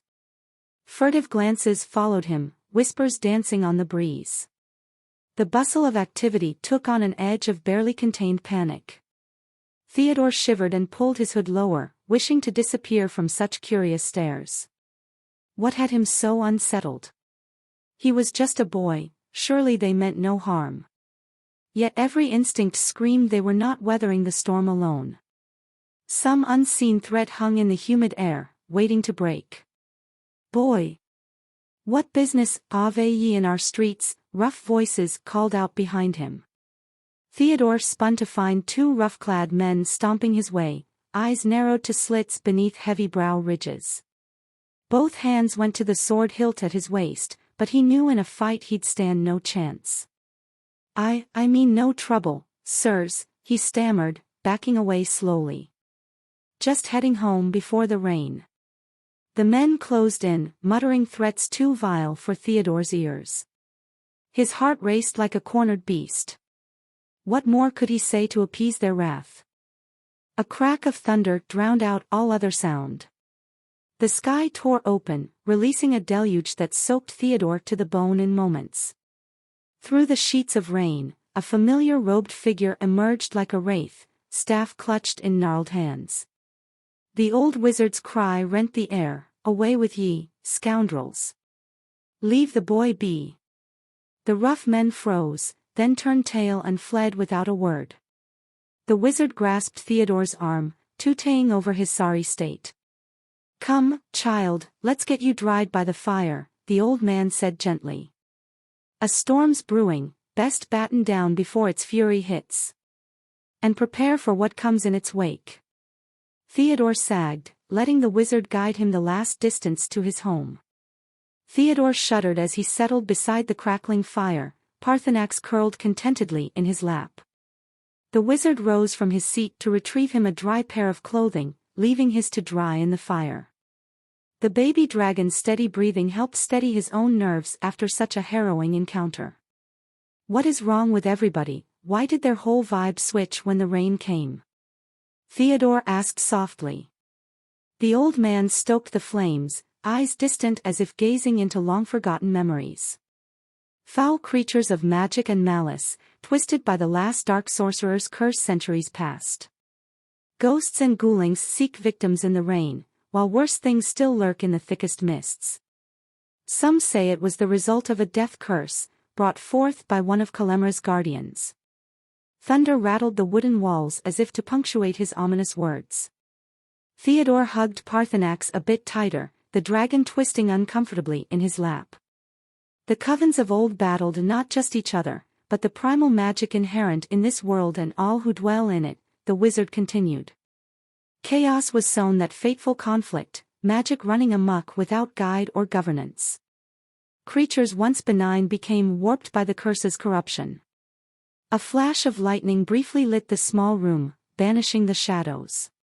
In its wake, Theodore fancied he saw hints of past wonders and horrors flickering across his companion's wrinkled face.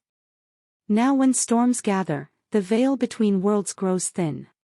Those corrupted spirits sense the change and use it to prowl our realm, working vengeance against living beings wherever they may.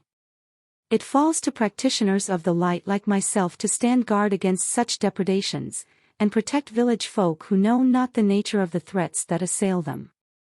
I've witnessed many foul things breach the veil, it's better we wait this one out. Settlements in all the free lands have constructed defenses and countermeasures, but one can never be certain when black magic is in play. The old man's eyes focused once more on Theodore, stern but kind. "You were wise to make haste before darkness fell in full, my boy. These walls are warded against any who'd do you harm." Theodore sat before the crackling fireplace, absent-mindedly scratching Parthenax's scales as the baby dragon dozed in his lap. A polite cough drew Theodore from his thoughts. "Forgive me for interrupting your thoughts, I know a lot must be on your mind." The man said, "I've been neglectful of my manners, please forgive me. Your arrival was unforeseen but carried a feeling with it. I fear we have not been properly introduced. I am Melomore the Grey." Theodore nodded in greeting. "I'm Theodore. This is Parthenax." The dragon let out a small snort but did not awaken. Melomore smiled. "A fine name. I see he has taken a liking to you." He pulled up a chair near the fire. "You must have many questions. I will do my best to answer." Theodore studied the wizard curiously. "Are you really a wizard? You don't seem very." He searched for the right word, magic-y. Melomore let out a soft chuckle. "Indeed, I was once called a wizard. But that was long ago, in a different time." His expression grew distant as he gazed into the flames. "After the magician's wars and all that followed, I wished only for obscurity. So I retreated to these quiet outskirts to reflect. I started my life's journey so long ago on this very land. It wasn't what you see now, it was a bit more modest. But I felt there was no better place to spend the rest of my time.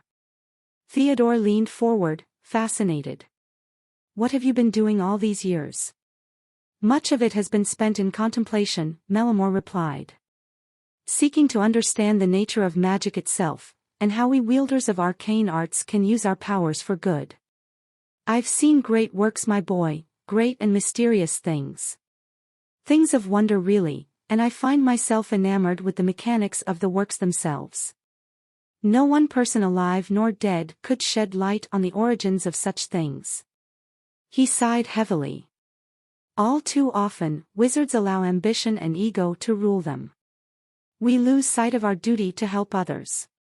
Magic is powerful and relentless, and if one seeks power, truly seeks power, there are no limits to the destruction one could muster if left unchecked. Why did you give up being a wizard, then? Theodore asked. Mellamore was silent for a long moment. There was an incident, many decades past. I made a grave mistake that cost innocent lives. After that, I no longer felt worthy of the title. Regret clouded his pale eyes. Noticing Theodore's confusion, Mellamore continued, for years I have worked to reform both magic and myself. To master spells is nothing without mastering one's own heart first. That is a lesson all wizards must learn. If power is not to corrupt us, that a lesson lost on me in my younger years, something I wish to live down if at all possible. Theodore absorbed this, scratching Parthenax's head thoughtfully. In the stories I've read, wizards are usually the coolest part. I never thought about how hard it must be, having all that power. It must be a hard thing, all that responsibility. I wouldn't know what to do either, I suppose. Mellamore nodded slowly. It wasn't that I didn't know what to do, Theodore. Power often seems a glorious thing, in tales. But in reality it bears terrible weight on one's shoulders. Great men with gracious hearts have been deemed unworthy. I was no different, I guess. His lips curled in a small, rueful smile. And you've read stories, you say? I must admit, I am curious, what manner of fanciful tales come from your world? Theodore launched into an enthusiastic explanation of fantasy novels, comics, and movies. He told of epic quests, battles of magic and might, grand acts of heroism and betrayal.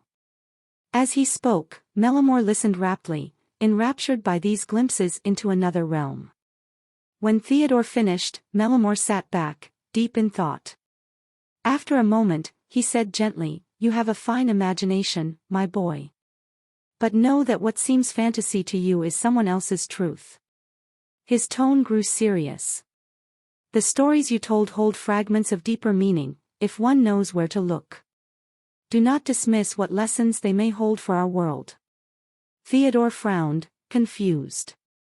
But they're just stories. Fiction. Ah, so you claim realities differ so wholly between worlds? Mellamore countered mildly. I think not. All tales, whether called truth or fiction, spring from the same human soil. We shape our myths and legends to understand existence, however we perceive it. Sometimes we simply document what we see, but as you said, quoting your Optimus Prime, there's more than meets the eye. He paused, letting the fire crackle as Theodore pondered this. The line between worlds may be more blurred than you know. Keep an open mind, and you may find more overlaps than you expect. My path differs from yours, mine is at its end, yours on the other hand has just begun. I don't have the answers you seek, I can't tell you if you can make it home. But one that is true in my world, and I'm sure it is in yours as well. Everything happens for a reason. You coming here was no coincidence. Theodore gazed into the fire, lost in thought once more. Mellamore stood, giving the boy space to process all he had learned this day. As he retreated to his study, the wizard smiled faintly. This newcomer from another realm might teach them both something of importance, in time.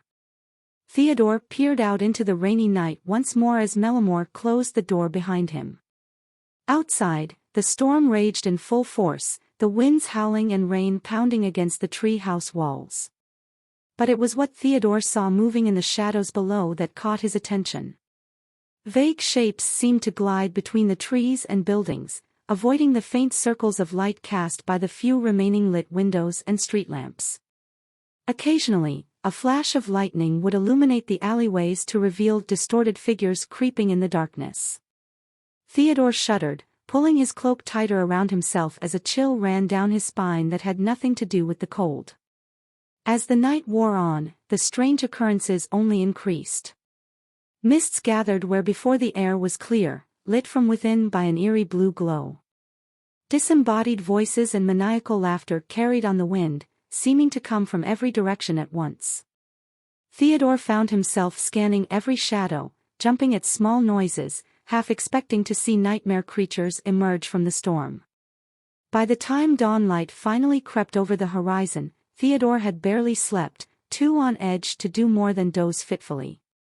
He was both relieved and exhausted when Parthenax's hungry chirps roused him fully at last. The little dragon blinked up at him with wide golden eyes, snapping impatiently at the bandages around his injured wing. "Good morning, little one," Theodore murmured, giving Parthenax a gentle scratch beneath his chin to calm him. The dragon trilled happily, nudging into his hand. Theodore set about changing the dressing, carefully unwinding the soiled strips of cloth. He was pleased to see the bone had healed almost completely, leaving behind new pink scales beginning to fill in the gash. Parthenax immediately tried to flex his wing, flapping it cautiously a few times with a gleam of triumph in his eyes. The movement pulled at the tender new scales but didn't reopen the wound or injure the newly set bone. Theodore smiled, relieved his companion was well on the mend. "Well, would you look at that, looks like your wing is going to be good after all. I never doubted you for a second, little one. I wonder if you can fly if those wings are just for show like T-Rex arms." As he gathered the old bandages to dispose of, there came a quiet knock at the door. Mellamore poked his head in, blinking owlishly behind his spectacles as he took in the scene. "Ah, good, you're both awake. I see young Parthenax is recovering nicely. With that wing of his back in proper order you'll be conquering the skies in no time. But you have been wise to conceal his identity, few would welcome such a beast back into the world. Even more would want to do it harm, for one purpose or the other. But you remember, young man, that dragon isn't going to be a baby for long." Theodore nodded. "His wing is healing well. It should be fully mended within a few more days. So they can fly, huh?" Indeed they could, there were some that couldn't, they were too bulky. But this one seems to be one of the northern species. They flew and flew well, some stories tell of them being allies in the Great War. But Parthenax is a lively specimen. I have done a little digging and I think we're going to have some stuff to discuss later. For now I have to run down to my cart. You and Parthenax boil some water." A few minutes later Mellamore entered, carrying a bulging leather satchel that clinked intriguingly as he set it down.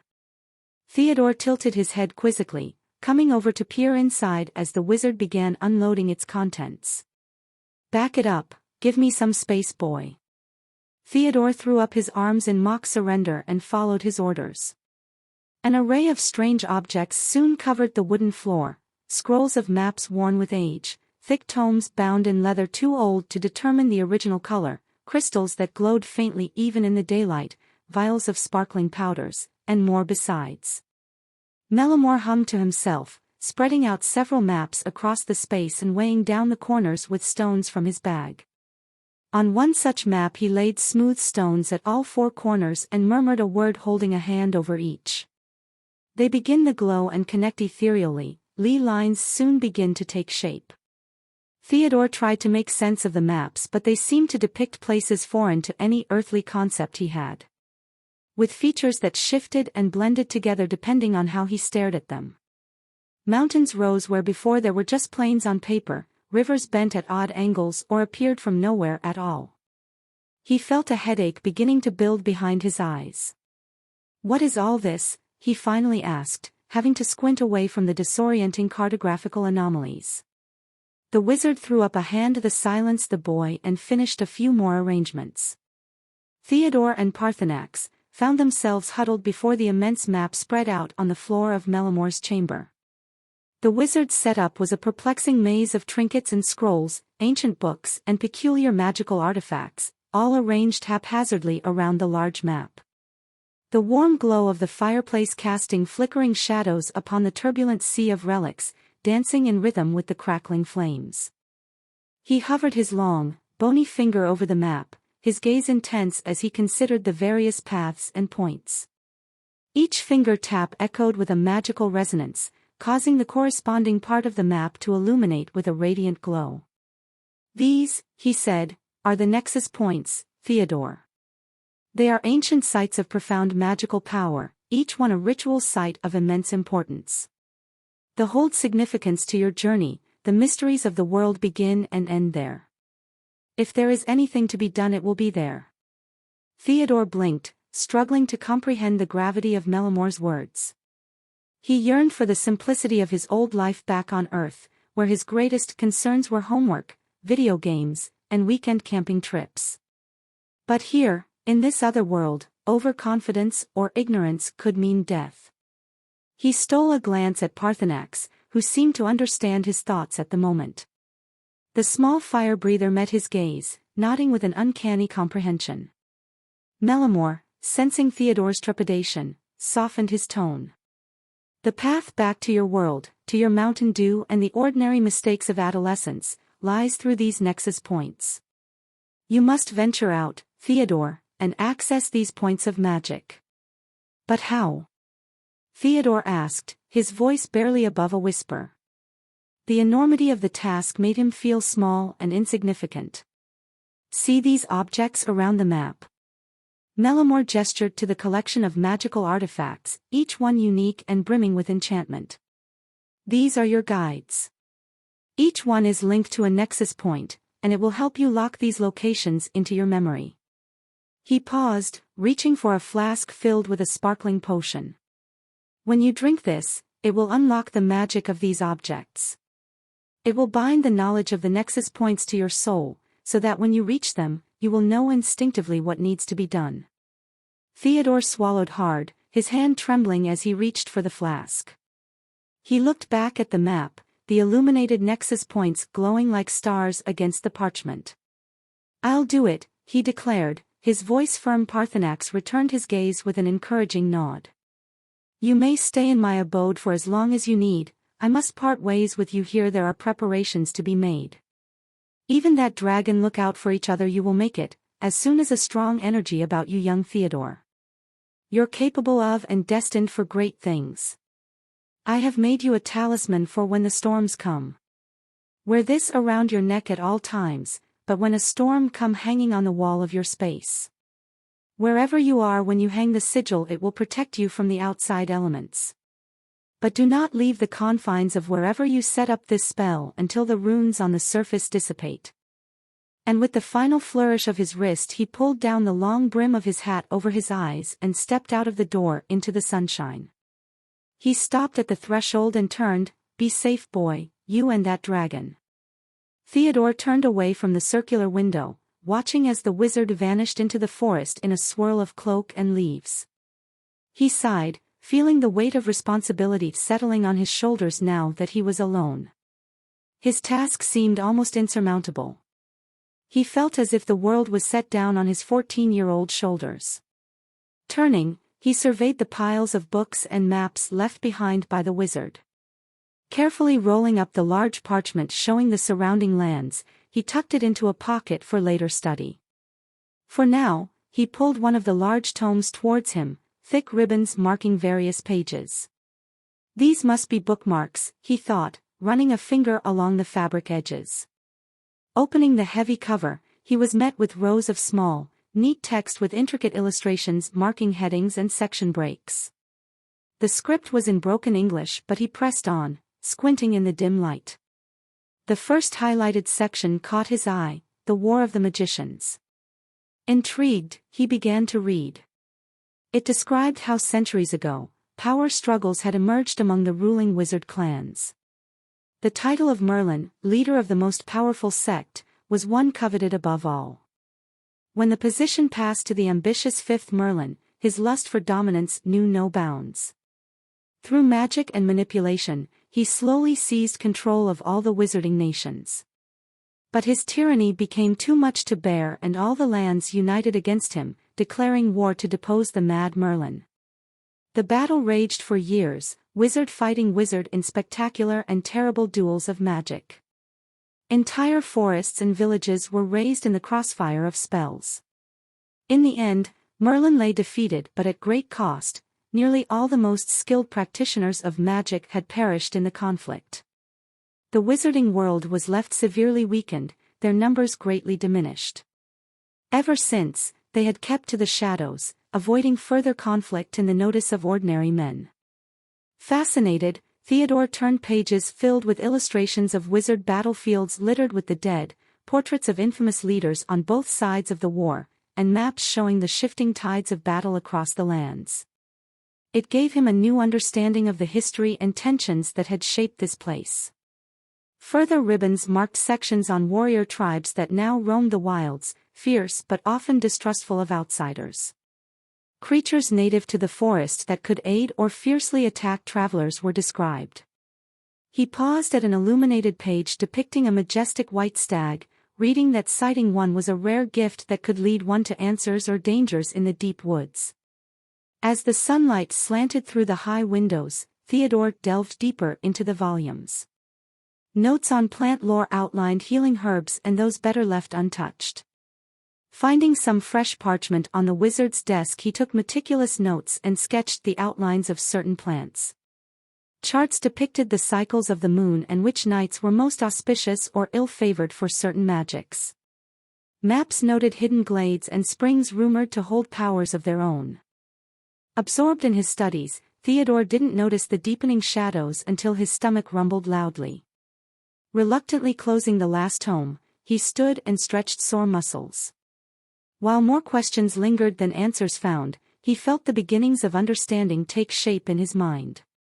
With renewed purpose, he set about starting a fire and finding something to eat. There was only one problem: there was no reservoir of logs.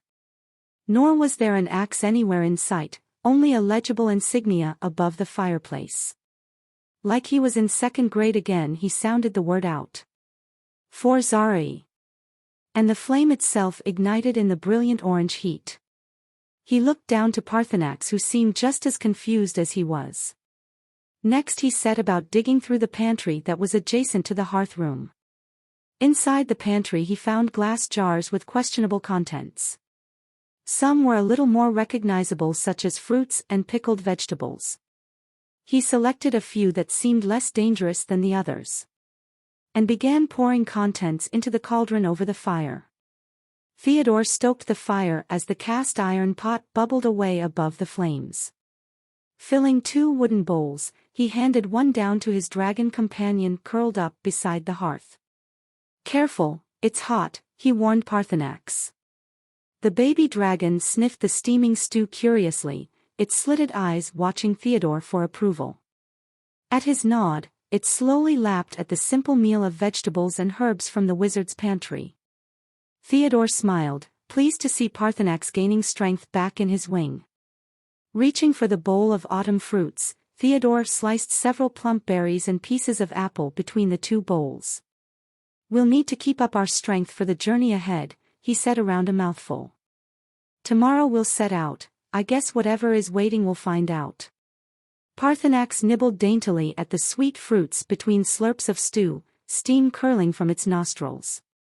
The dragon seemed to sense Theodore's uncertainty and tilted its head questioningly. "I've studied all I can from the wizard's books," Theodore explained, feeding a grape to his scaly companion. "But to truly understand the threats, we must experience it firsthand. I honestly don't know how we're going to do this without help or allies. But if we're going to do anything, we got to start now, little buddy." He stared into the fire, images from the illuminated pages flashing before his eyes. The warrior tribes could provide useful skills and numbers, if we can convince them to set aside old grudges. That is, if they would even agree to help us. Maybe one of these old crowns the wizard was going on about remembers something. Parthenax crooned softly, nudging Theodore's hand with its wedge-shaped head. He stroked the tiny spines along its neck with a grateful smile. I'm glad to have you at my side, little one. I'll take any help I can get. Finishing their meal, Theodore cleaned and tucked away the cooking supplies. Parthenax curled into the nook of his side, warming him better than any fire. As shadows flickered on the stone walls, Theodore planned their route by the maps in his mind. Whatever challenges awaited, at least he would not face them alone. With a final stroke of Parthenax's silky scales, Theodore closed his eyes, breathing deep the herbal scent of the wizard's home. For now, this humble refuge was as much a sanctuary as any fortress keep. And come dawn, his quest would truly begin. The morning sun rose soft and gold through the windows of the wizard's home. Theodore woke, gently untangling himself from Parthenax's curled form. As the dragon stretched and shook out its wings, Theodore gathered supplies for their journey.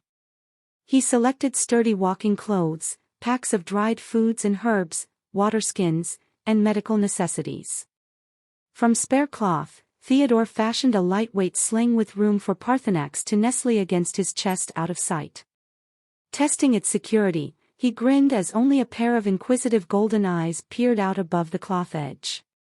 Dressed for travel in worn boots, trousers, and a heavy robes with deep hood, Theodore shouldered his laden packs.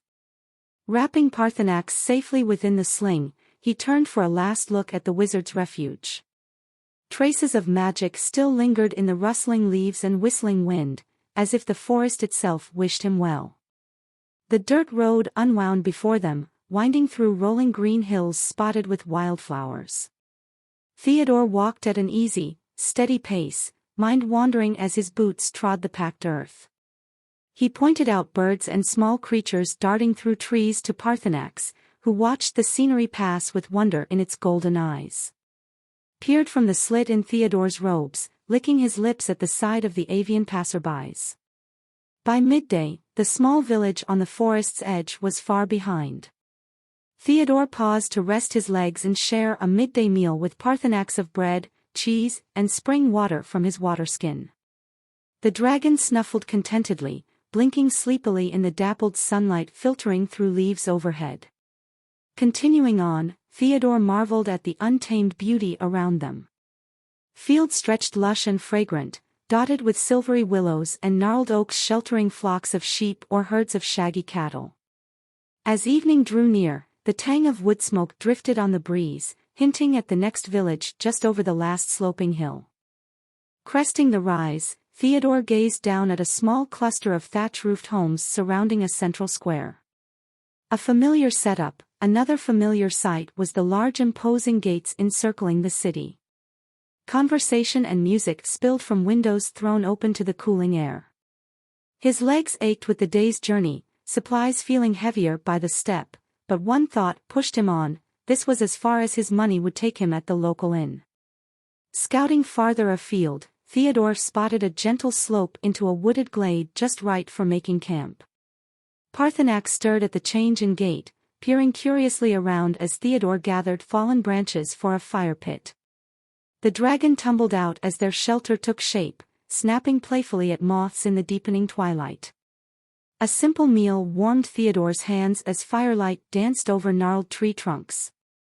Parthenax burrowed into blankets and furs alongside, bright eyes reflecting the flames. As stars emerged one by one overhead, Theodore drifted to sleep comforted by nature's heartbeat all around. Theodore woke to the soft rustling of leaves and the faint sound of twigs snapping under a heavy weight. His eyes shot open, alert and instinctively scanning his surroundings. Parthenax stirred beside him, his eyes narrowing as he sensed the approaching presence. Whatever it is, it's big. Stay behind me, Parthenax. He slowly rose to his feet, his muscles tense, ready to confront whatever awaited him. And then, emerging from the shadows, came Stone Fist. The massive, yet surprisingly nimble, creature stepped forward, his hulking form eclipsing the morning light. Theodore and Parthenax lowered their stances, prepared for the confrontation. Stone Fist, with his broken English, offered an apology. "Lost boy, I mean not scare. I smell lost boy, I come see if he find old man." His deep voice rumbled through the air, carrying a hint of warmth and sincerity. Theodore nodded, a small smile touching his lips, grateful it wasn't some other hulking beast. "I'm not sure I'll ever get used to that, I'm sorry I didn't mean to scare so easily." The wood seemed silent as Stonefist's gaze shifted to Parthenax. His eyes held a mix of respect and caution as he addressed the mythical creature. Parthenax, sensing Stonefist's sincerity, inclined his head in acknowledgement, a silent gesture of understanding passing between the two beings. Stonefist reached to his belt hidden beneath a layer of fur to produce two plump rabbits folded over one gnarled fist. His yellow eyes gleamed in the half-light as he halted before them. Parthenax perked up at the scent of prey. Theodore smiled gently.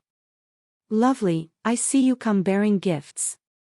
No offense, but how did you sneak up on something so skittish and small?"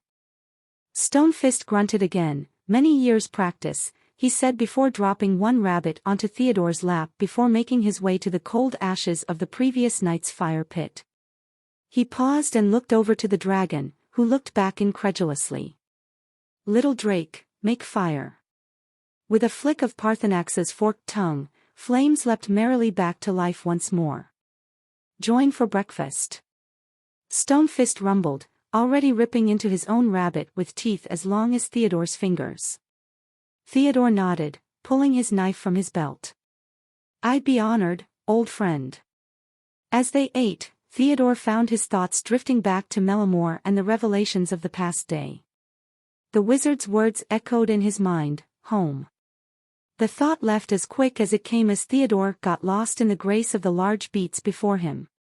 The meal was so small in its hands it was like a grown man clutching a pup. Theo looked at his own rabbit, which was the same size, and the comparison made him gasp. He thought how easily this big thing could crush his bones like matchsticks. His musings were broken by Stonefist's gruff query. "Theodore come from other world, yes? Tell Stonefist, what fun things people do there."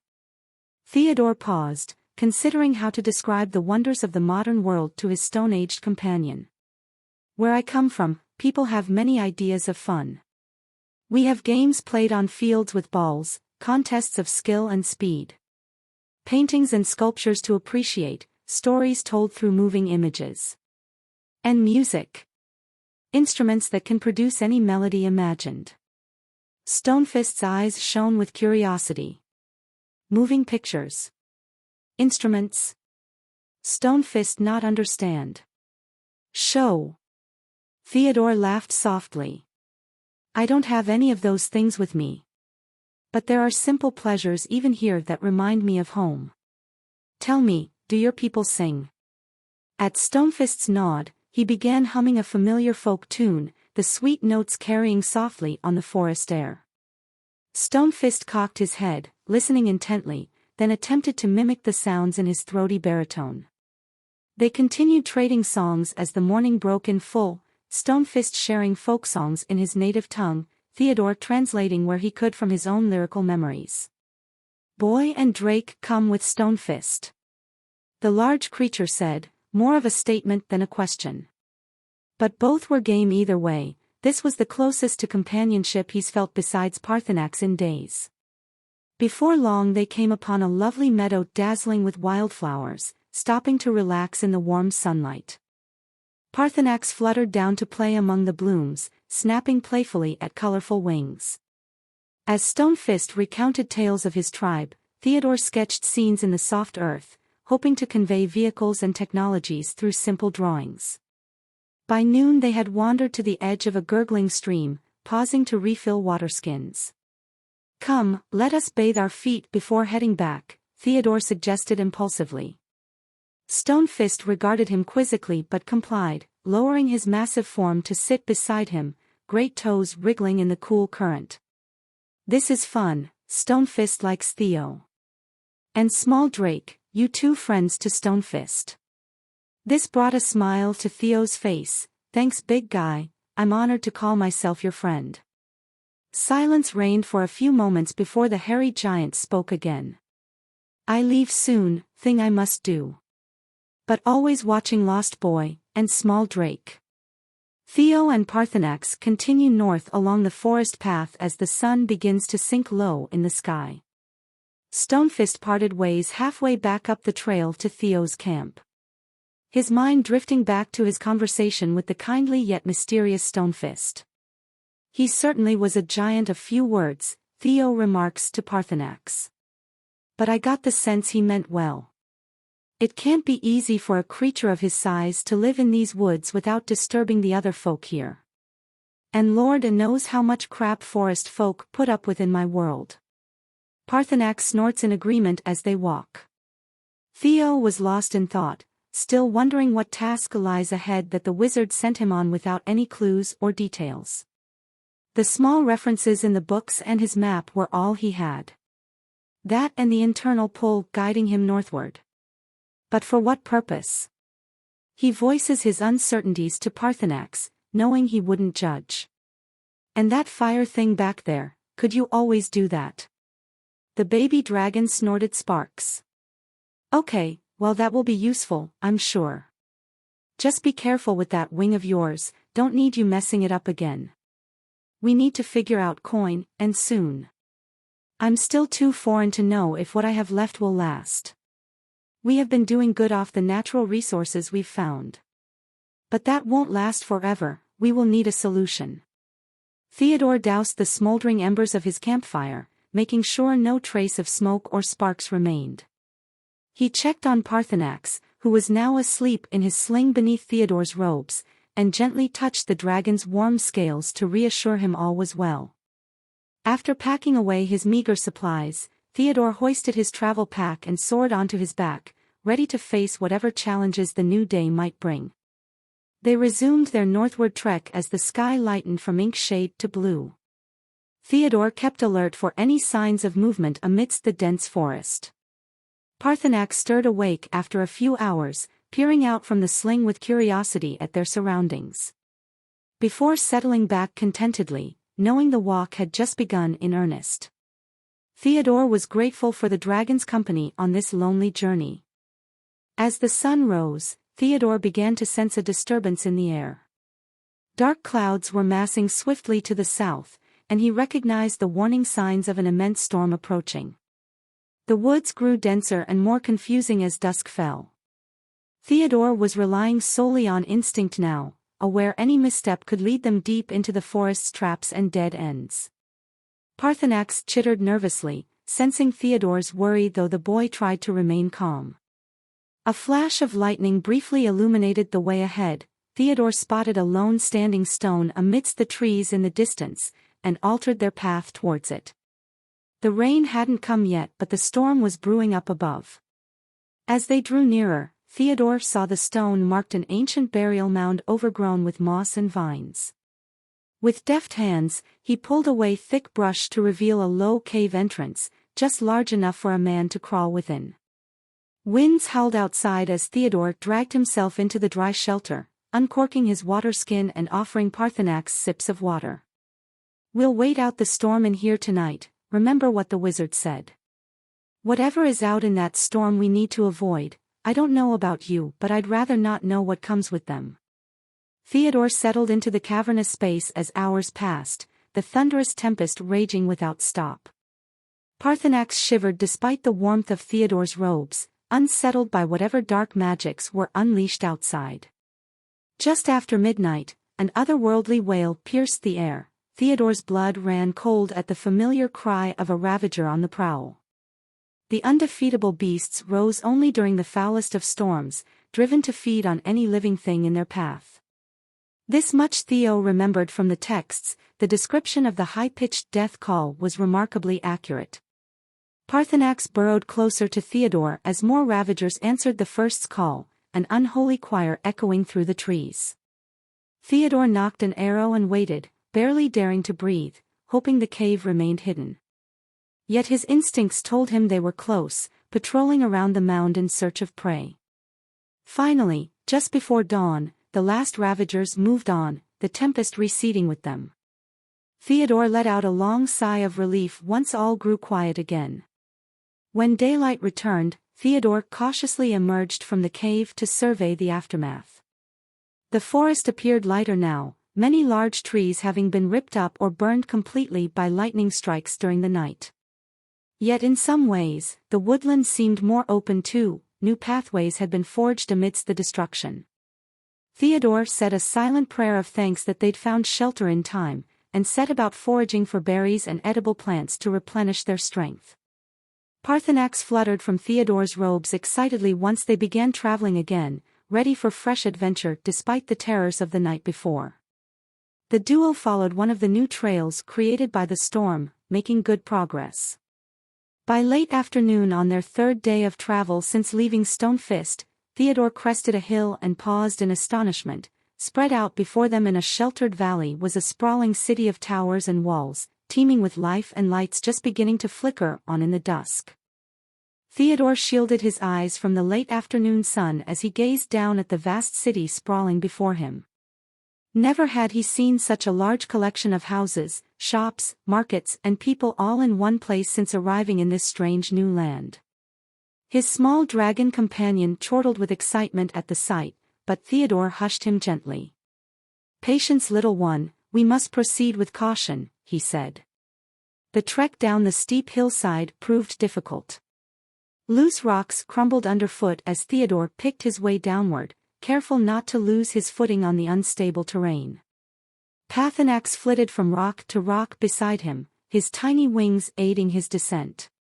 Theodore's clothes were worn and travel-stained from many days on the road, and he knew he must look a ragged sight to any who chanced to see him. But there was no other choice if he wished to find work and shelter within the city walls. At last the ground leveled out and Theodore spotted the city gates ahead, two massive wooden doors barred with iron.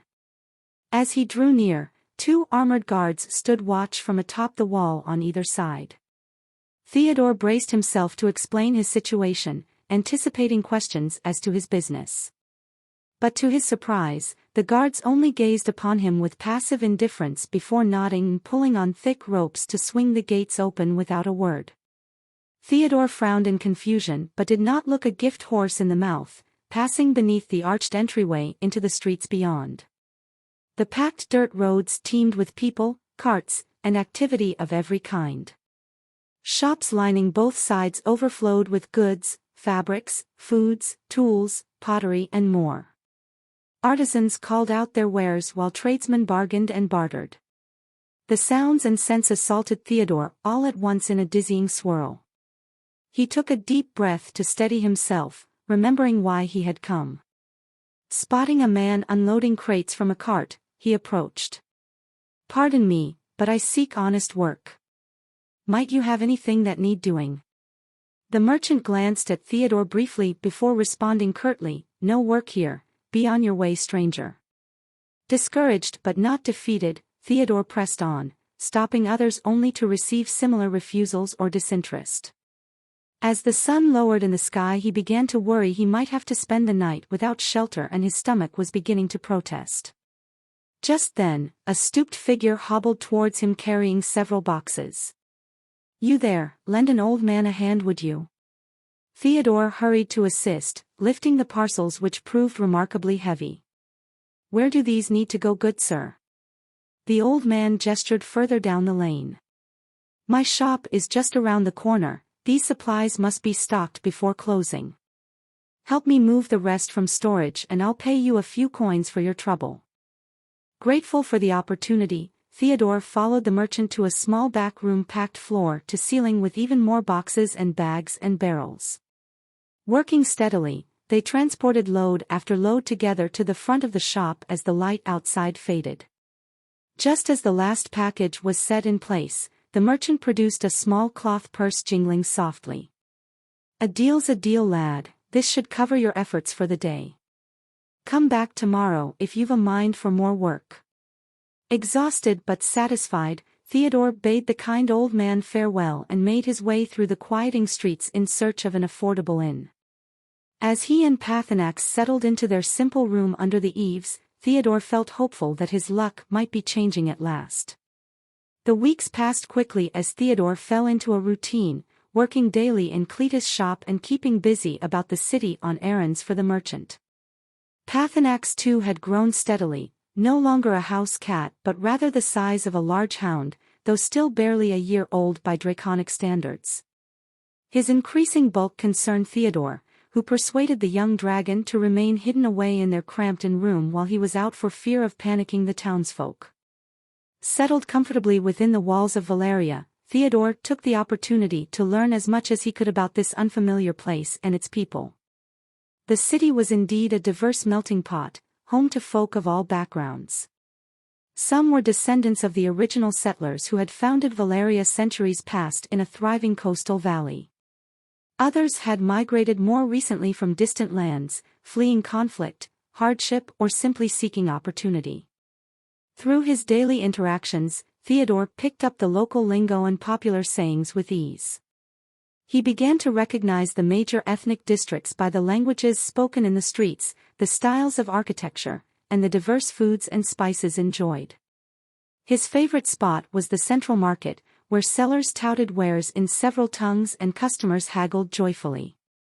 Valeria's history too captured Theodore's curiosity.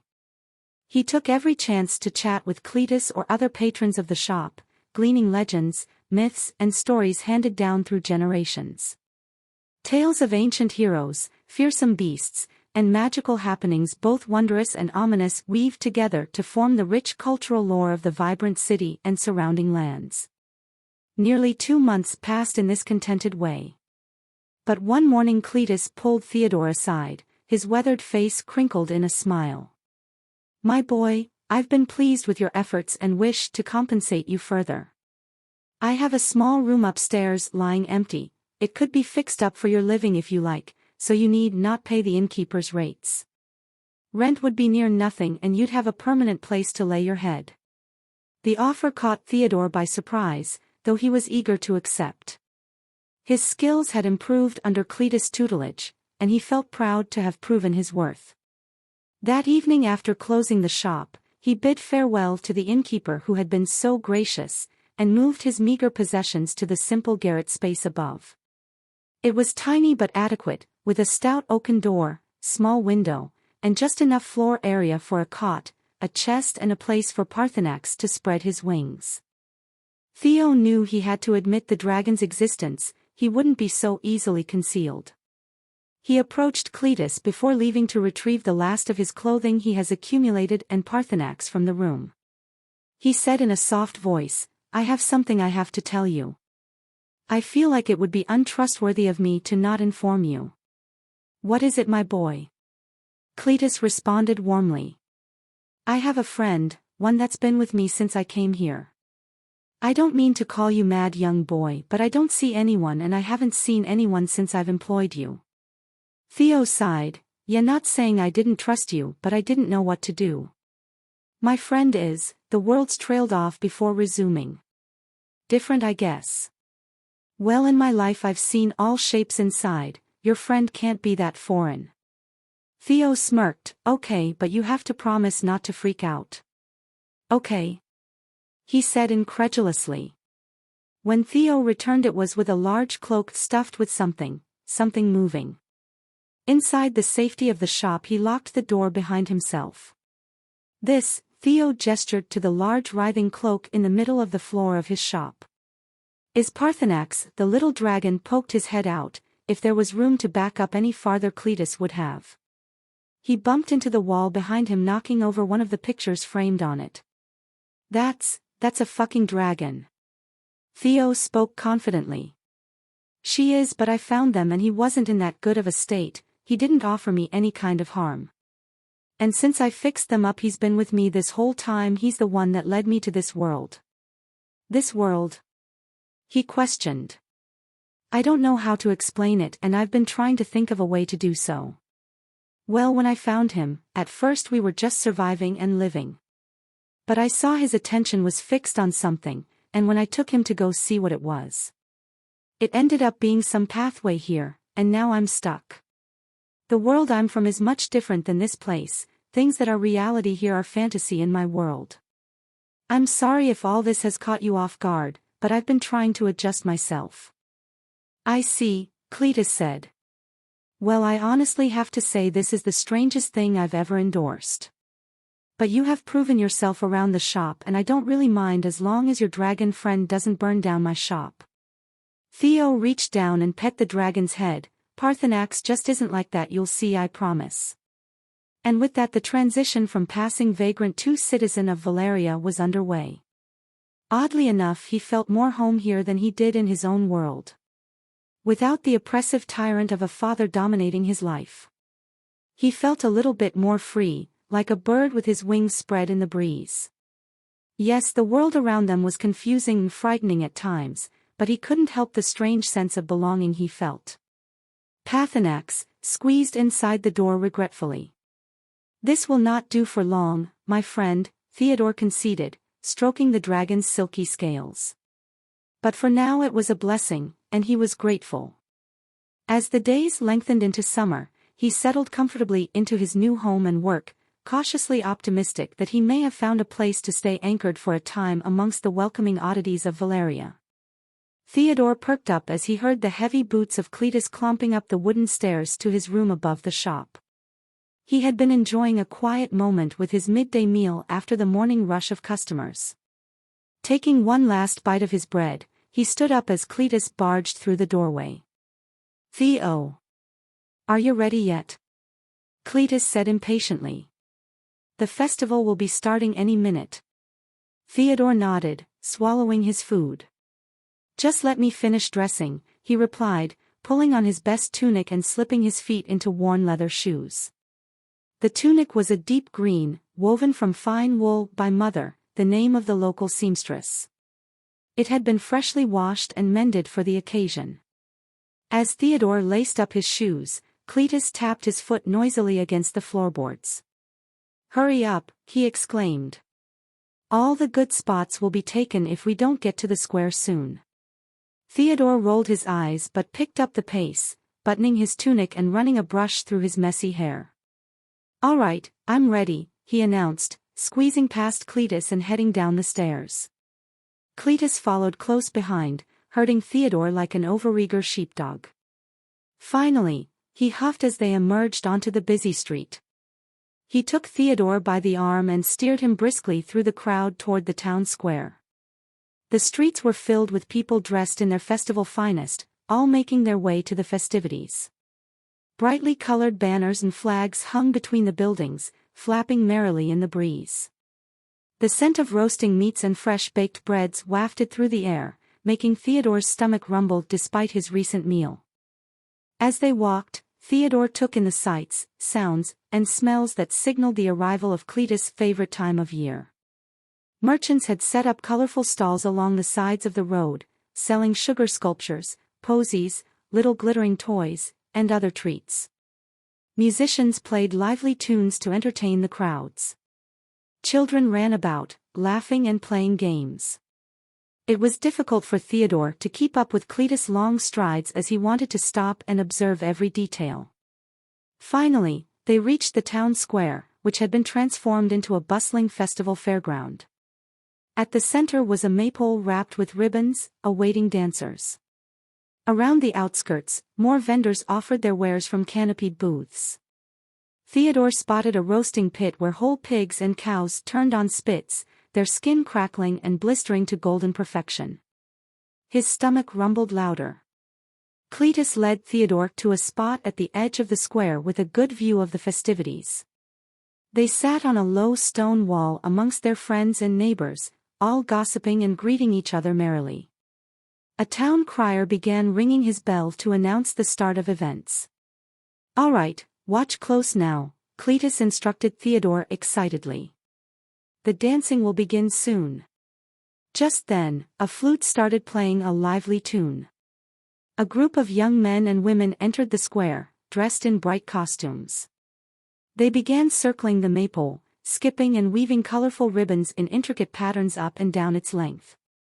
Theodore was transfixed, watching their nimble feet and fluid movements. They moved together in perfect synchronization, like the spinning of a well-oiled machine.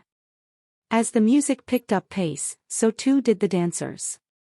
Faster and faster they wove the ribbons, tangling them into beautiful geometric designs. The flute trilled merrily, compelling the dancers' feet into a frenzied speed. Onlookers clapped and cheered, getting caught up in the infectious energy. Finally, with a great flourish, the dancers tied off the last ribbons to wild applause. They took their bows as the next performance began. Cloggers took to the dirt, their heavy shoes kicking up dust. They stamped out rhythmic beats that rippled through the watching crowd like a pulse. Intricate dance forms were portrayed through footwork alone, telling stories as old as Valeria itself. Theodore found himself tapping his toes unconsciously, drawn in by the percussive music. Next came acrobats tumbling and leaping, defying gravity with jaw-dropping feats of flexibility, strength, and balance. Jugglers kept half a dozen items aloft at once, dazzling onlookers with their dexterity. A puppet show brought mythical tales to charming life through handcrafted characters. Music of all kinds played without pause: fiddles, harps, wooden flutes, drums, and more. As the sun sank lower, the square filled with the sweet scent of mulled wine, hot spiced cider, and roasting meats. Theodore's stomach had been rumbling for hours. He turned to Cletus hopefully. His friend laughed. "All right, I suppose it's time we sampled the offerings," he agreed. They joined the queues at the food stalls, salivating as they neared the front. Soon, Theodore had a plate piled high with all the festival favorites, which he dug into with relish as more performances began around them. Making sure to pocket a few biscuits and sweets for Parthenax. By twilight, colored lanterns were being lit, bathing the fair in a magical glow. A bonfire was ignited at the center of the square and villagers began to dance joyously around its warming flames. Theodore thought his heart might burst with happiness. As the stars came out one by one, he turned to Cletus. "Thank you for bringing me," he said sincerely. "I'm glad I finally got to experience the golden harvest you've been going on about. Turns out you weren't wrong, this was fun, I only wish my little buddy could have come." Cletus smiled, clapping a hand on Theodore's back. "I'm glad you enjoyed it, my friend. May there be many more to come. And trust me, the little Drake isn't missing out on anything, I have something special planned for us tonight." And with that, Theodore let the festive atmosphere carry him away into the night, feeling grateful for the vibrant celebrations that affirmed Valeria as his new cherished home. The festival's festivities faded into the distance as Cletus and Theodore made their way back to the shop. Theodore chattered excitedly about all he had seen and eaten, his tiny dragon Parthenax perched happily on his desk in the small room. "The big guy wants us to meet him out back, I hope we aren't in trouble." As they entered the shop's backyard, Cletus placed a hand on Theodore's shoulder to stop him. "Wait here a moment, lad. I have a surprise for you." Theodore's eyes widened with curiosity as Cletus disappeared into the shop. She can tell by Cletus's tone that he wasn't in trouble, but whatever it was, it had the old man excited. A few minutes later, Cletus re-emerged with a bundle in his arms. He gestured for Theodore to follow him to the small enclosed yard. Theodore bounded after him, Parthenax clinging tightly so as not to be jostled off his shoulder. Cletus set the bundle down and turned to face Theodore with a smile. "My boy, you have proven yourself a talented apprentice in the short time you have been with me," he began. "Your craftsmanship and work ethic surpass any I've seen at your age. The things you fixed around the shop and the help you provided have been wonderful. You have a true gift and I am lucky to have you learn our trade under my tutelage." Theodore puffed up with pride at the praise from the old merchant. "Which is why I have a gift for you, in honor of your progress." Cletus gestured to the bundle at his feet. Theodore eagerly knelt down and untied the twine holding it shut. As the sides fell open, his eyes went wide. Nestled inside was a magnificent saddle, embossed with intricate designs and gleaming new stirrups. But even more surprising was what waited in the adjacent shed, a handsome chestnut stallion, already fitted with the proffered saddle and tack. "His name is Bastian," spoke Cletus gently as Theodore stretched out a tentative hand to stroke the stallion's nose. Bastian huffed softly, nuzzling the boy in return. The sound startled them, but the action warmed his heart. Parthenax chirped curiously from Theodore's shoulder at the new giant steed. Theodore looked as though he might cry, overcome with joy and gratitude towards his new mentor. "I can't believe it, thank you Cletus," he managed at last, throwing his arms around the old man. Cletus chuckled and patted his back. "There is more, my boy." He withdrew an object from his robe and pressed it into Theodore's hand. The lad pulled away to examine it, a gleaming ring crowned with the insignia of a crossed hammer and anvil. Gasping, Theodore knew this to be an item reserved only for those accepted into the Blacksmith Guild's ranks, a prestigious honor reserved for masters of the trade. "I've seen your work with wood," in Calvin at the smith he says your occasional work with them has produced results. "And that's saying a lot for the man's forge, since the last one is business has been down. Those action figures you called them, turns out those were a hit. So I took it upon myself to pass your name to the Blacksmith Guild. That room will give you passage to their sanctuary. You have 2 lively spirits to spend the rest of your days toiling away in my shop. I wish to see you make something of yourself, and part of the pun, but forage yourself a new future. You've told me what that wizard said many times, many nights. And I don't want to dash your hopes, but if there is no way back, I wish only to see you prosper. I am granting you my recommendation and sponsorship into the guild," Cletus explained. "With your skills and passion, you will no doubt find your way among the greatest craftsmen in the land. Hell, maybe one day I'll sell your product to my shop. That would be the day that would make me the proudest man alive. You become almost a son to me. My door is always open and your room is always there for you." Theodore could hardly take it all in. Tears of joy streamed down his cheeks as he hugged Cletus again ferociously. "Thank you for believing in me," he choked out. "Thank you for everything, since the day I came here I felt so lost. You showed me true kindness, and honestly I see you as a father figure as well. My father was a bastard, he's the reason I'm here in the first place. I will never forget your kindness, Cletus." Parthenax chirped in agreement. Then, unable to contain his curiosity no longer, with a chirp, he leapt from Theodore's shoulder and glided down to sniff Bastian's nose. The stallion merely snorted in response to the tiny dragon. Theodore wiped his eyes, grinning at the comedic pair. He knew in his heart this marked the start of wonderful things to come. Theodore sat down across from Cletus in the shop's small smithy, fidgeting with the ring on his finger. "Cletus, I wanted to talk to you about something. Do you remember those books the wizard left me, explaining the nexus points of magic?" Cletus nodded, and Theodore continued. "Well, I think I've studied enough now to try and find my way home. But I wanted to repay you for all your kindness, for Bastian, this ring, everything. I thought perhaps I could search for a nexus on my journey, to help your smithy harness magic in new creations." Cletus sighed heavily. "Theodore, I cannot in good conscience let a boy as young as you venture out into that dangerous world alone. What if your dragon were to be taken? Or storms or bandits take you? But the wizard said his trinket would protect me from the storms, and I've been practicing." Theodore protested. "I have no doubt you have, but the risk outweighs the reward, boy. And what if you cannot find shelter in time, No protection is foolproof, lad," Cletus countered gently. Theodore's face fell as doubts crept in. Cletus rested a hand on his shoulder. "You have a brave and generous spirit, Theodore. But bravery requires wisdom too.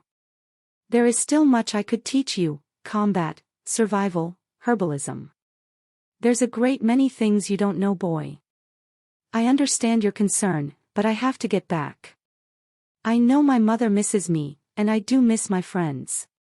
There must be a way and I won't find it sitting around here. He regretted the last words as soon as he said them. Cletus smiled. You are still so young and it shows in this moment. If you wish to see another sunrise you will heed my words, boy. Theodore, unable to hide his frustration anymore, crossed his arms and stormed off up the stairs to his room. The old man let the boy stew in his thoughts. He knew there wasn't much he could say to convince him off of his path. For the next few hours he sat in front of the fire of his forge in the back of his shop, burning through his bag of chokevine. He wiped down his workbench, trying to occupy his mind with after-hour tasks in the shop.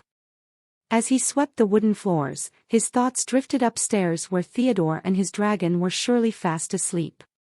Cletus cared for the boy as if he were his own. Cletus wanted to protect him, but he knew the time had come to let the boy spread his wings. As Cletus climbed the stairs to his living quarters, he paused to peer into Theodore's room. By the glow of the dying fire, he spotted the boy curled up under pelt blankets, his tiny dragon nestled contentedly on the pillow above his head. Cletus said a silent prayer to Talamor, asking the warrior god to watch over Theodore and keep him from harm, whether near or far. Though worried for the boy's safety in the wild, Cletus took comfort knowing that for now, Theodore was comfortably at home. With a smile, Cletus closed the bedroom door and retired for the night, entrusting Theodore's fate to the gods as he slept soundly above the shop. Cletus awoke with a start, the early morning sun spilling through the windows of his quarters above the shop. Something felt amiss as the usual sounds of life were absent. Rushing downstairs, still pulling on his boots, Cletus' breath caught at the sight of the empty home above the shop. Theodore's room was bare, his few belongings gone. Only a note remained on the stripped bed. With trembling hands, Cletus unfolded the parchment to read the boy's words. His heart swelled with affection for the lad he'd rescued, taking him in off the streets and caring for him as his own. This acted as much to fill his own heart as it did Theodore's. Yet it now broke to know Theodore had gone to continue his mysterious journey alone. Dread filled Cletus as he thought of the dangers that could befall a boy in the wide world. But he knew in his heart Theodore sought purpose and answers, and would not be deterred. He also knew that the dragon wouldn't remain so tiny and relatively defenseless. All Cletus could do was support him from afar and pray the gods watched over his surrogate son. The hours dragged as Cletus aimlessly toiled in his shop, wondering which path Theodore now walked and hoping him safe. As afternoon drew in, resolution swelled in Cletus' breast. He would go after the boy, if only to ensure no harm came to him. Night fell as Cletus packed provisions into a sack, gathering whatever supplies may aid Theodore. As a last thought, he added a short sword recently forged, for your protection, lad, and safe return, he murmured. With that, Cletus locked up his shop and ventured into the twilight woods, following the route spoken of in the west. He recalled the many times sitting at the table with Theodore over the map. Theodore spurred his horse Bastion onwards, following the rising sun towards the west. It had been a few days since leaving Valeria, and Parthenax nestled comfortably in his harness on Theodore's back. The landscape had changed dramatically as they pushed further from the population centers. Flat expanses of grasslands stretched as far as the eye could see, waving gently in the breeze. Only the occasional shrub or bush interrupted the sea of green. Theodore was thankful for the lack of trees. It made navigation much easier compared to the dense woods. But he missed their shade on this hot afternoon. He pulled out his worn map to check their position.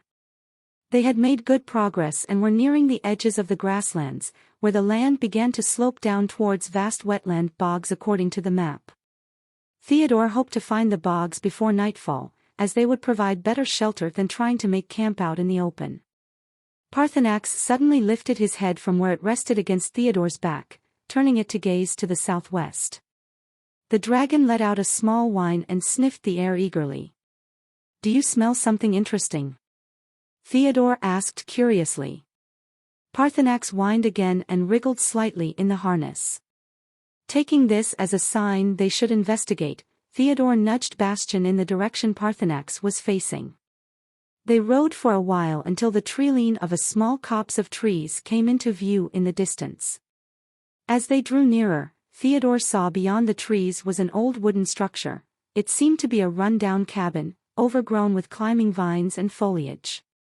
Was this what caught your interest, Parthenax? Theodore asked the dragon, who chirped in response.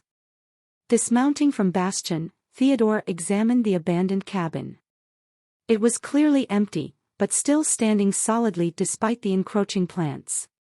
Some repairs would be needed, but it seemed intact enough to provide shelter for the night. And then Theodore found what the dragon was smelling. The corpse of a man many days in decay lay in the entrance. Wounds on the man's chest revealed his cause of death. Theodore couldn't be for certain, but judging by some of the illustrations in the books he read, these were bear claw wounds. Unwrapping one of the linen sheets from his supplies, he wrapped the corpse like a patron cigar and drug it out into the yard. With Parthenax's help they cremated the body instead of word over the corpse. What do you think, little one? Care to check this place out with me? Parthenax wriggled excitedly as Theodore unbuckled the harness, letting the dragon hop down to inspect the area on his own. As Parthenax sniffed around, Theodore got to work stripping vines and brush away from the cabin walls. It was hard work in the afternoon heat, but within a few hours most of the overgrowth had been torn away to reveal gray wooden siding.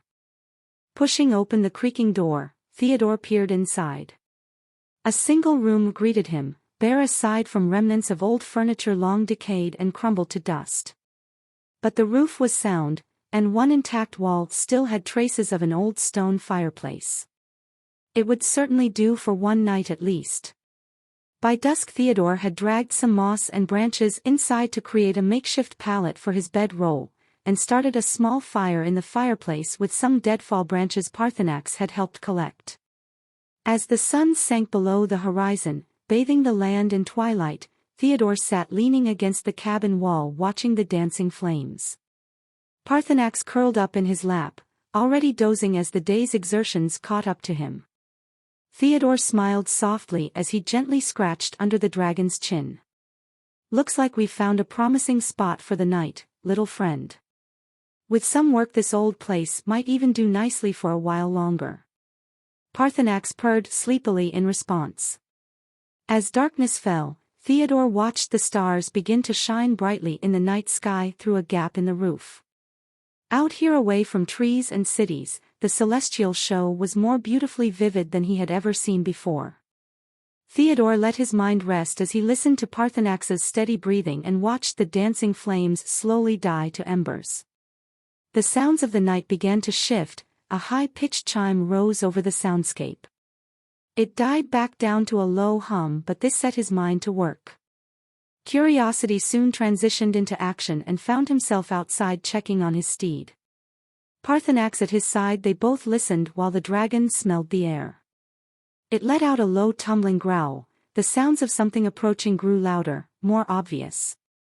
Then Stonefist stepped from the shadows, the moonlight leaving a blue sheen on his fur. Sorry, I not mean to frighten, I smell your scent and follow. Strange place you sleep, lost boy.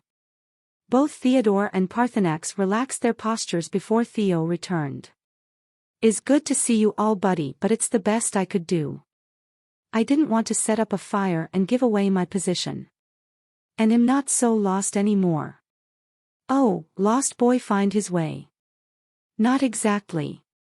Theo replied. I have a feeling like home is going to take a while, but I've grown to like this place. It's scary and dangerous, but it's so different. Every day I find something new and cool to obsess over, plus you think dragons have a reputation here. I don't know what they would do in my world. The large beast shrugged in a gesture that matched Theo's thoughts. Exactly, they chirped. I know if I keep on this path I will find answers, but lately I've been feeling like taking my time. Truthfully, I don't know if I want to go back, I miss it, yeah. But there is a lot there I wish there wasn't. And here, well, I don't know, but it feels more like home than mine ever had. But I can't live with myself knowing my mother is worried about me. And my friends, I miss those guys. I boy's friend, Stonefist replied. I know, Theo said, lowering his head. It's different, we used to hunt and scout, learn survival skills and all kinds of fun things.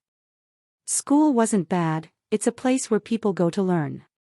Learn and read, stuff like that. Stonefist looked less confused. My people have same practice. We pass down knowledge, elders tell tales. We learn them, we teach same. Theo chuckled. Parthenax stood in front of Bastion snout to snout sniffing the large stallion. Jumping when the horse sneezed and shook its head, this drew a laugh from Theo, and a smile from Stonefist. Theo's eyes reflecting a glimmer of hope. Stonefist, do you know of any other ways to reach the nexus point? I've heard rumors, but I don't know which ones to trust. Stonefist scratched his massive head, pondering the question. Rumors, many in my people's culture. Different routes through landscapes, dangerous territories. But one way I have traveled before. Underground network of tunnels and cavernous cities. Men don't live there, but other things do. Some civil but still dangerous. Other ancient creatures. Safest path it would be. Theodore's curiosity was piqued, even as he felt a shiver of apprehension. The idea of traversing an underground labyrinth filled with unknown creatures both thrilled and frightened him. Yet, deep down, he knew that if he wanted to reach the nexus point, he would have to face the risks head-on. An underground network. Theodore repeated, his voice tinged with both excitement and fear. What lies within those tunnels and cities? Are they inhabited by beings like you, Stonefist? Stonefist shook his enormous head. No, not like me. Different creatures, strange and ancient. Some cunning, some brutal. But Stonefist knows paths, can guide you, from afar. Boy won't be lost, boy find nexus. Under his thick mane of hair he unslung a necklace tied around his tree-trunk neck. Clutching in his boulder of a fist he whispered an enchantment, causing the necklace to glow so brightly in his hand Theo could see the thick bones inside. See the bones in his hand. Stonefist give gift. Necklace, Theodore. It, show way. Guide. Yes. Theodore blinked up at the hulking figure, bewilderment etched across his youthful face. He gingerly took the necklace from Stonefist's immense paw, feeling the enchantment hum with quiet power against his skin. Guide, he echoed, squinting at the glowing jewel. Stonefist nodded, his shaggy head. Yes. Underground. City under earth. But. His dark eyes narrowed into warning slits, no trust. Troll, vampire, beast, bad. Dark. They lie.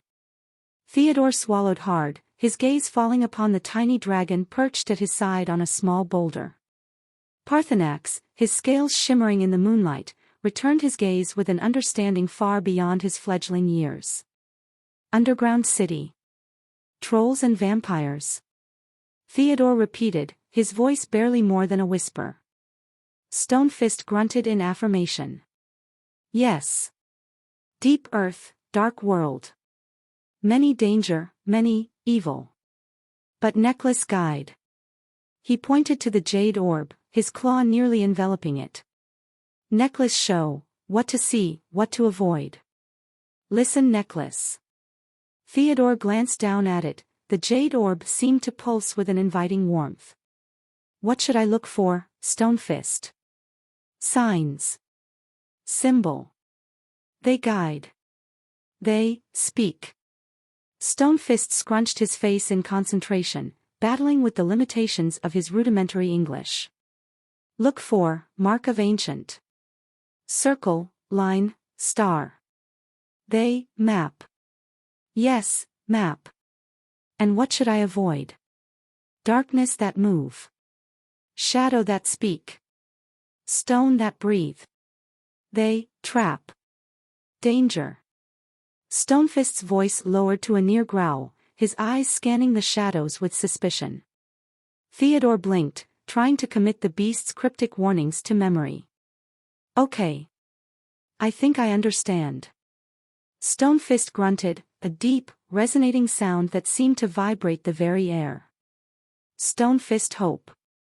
Stonefist want Theodore safe. Journey, hard. But Theodore strong. Theodore brave. Theodore looked up at the beast, his heart pounding with a mix of excitement and fear.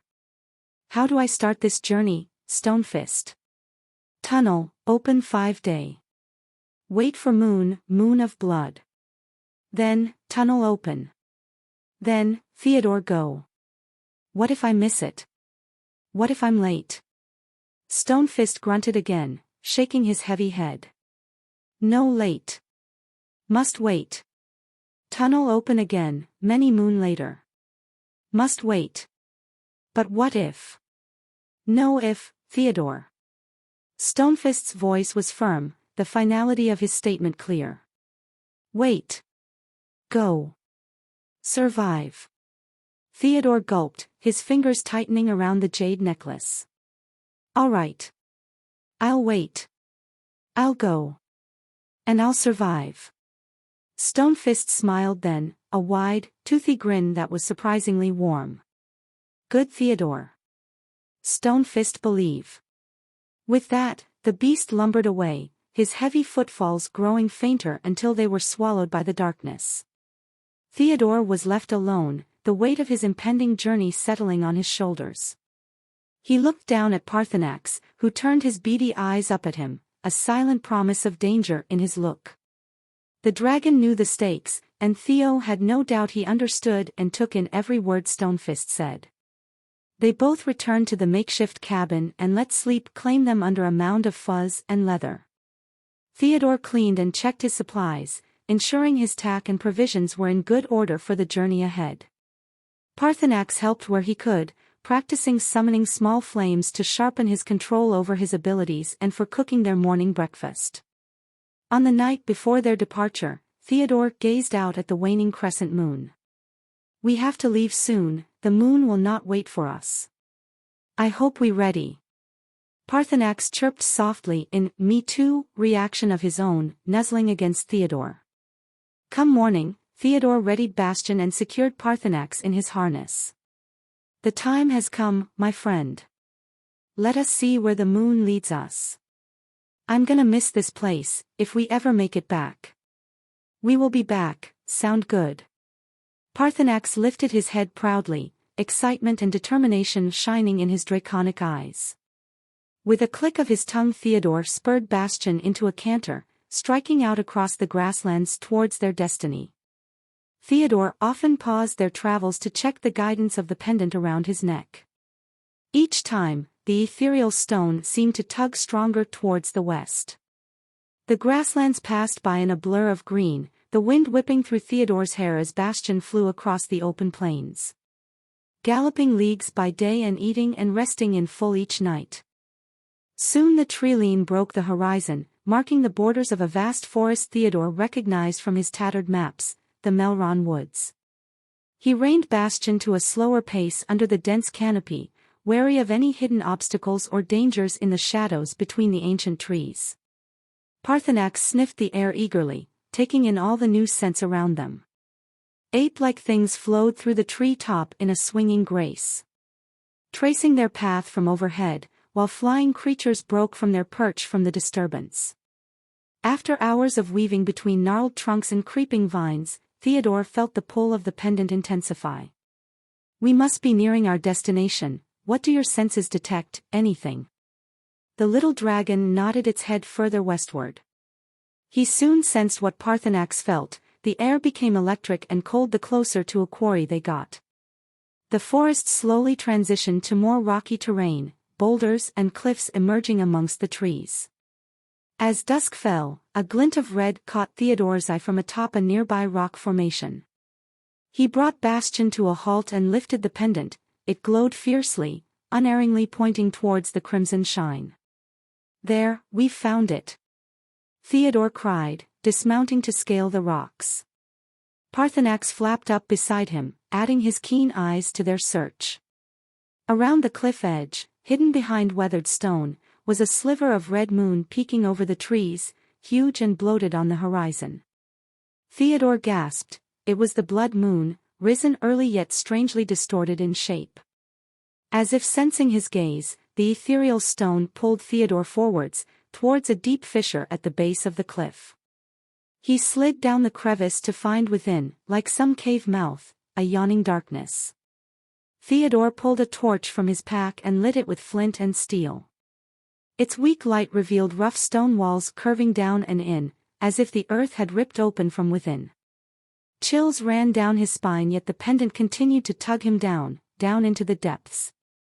"Stay close, little friend," Theodore whispered to Parthenax, clutching the dragon gently to his chest with one arm as he held aloft the torch.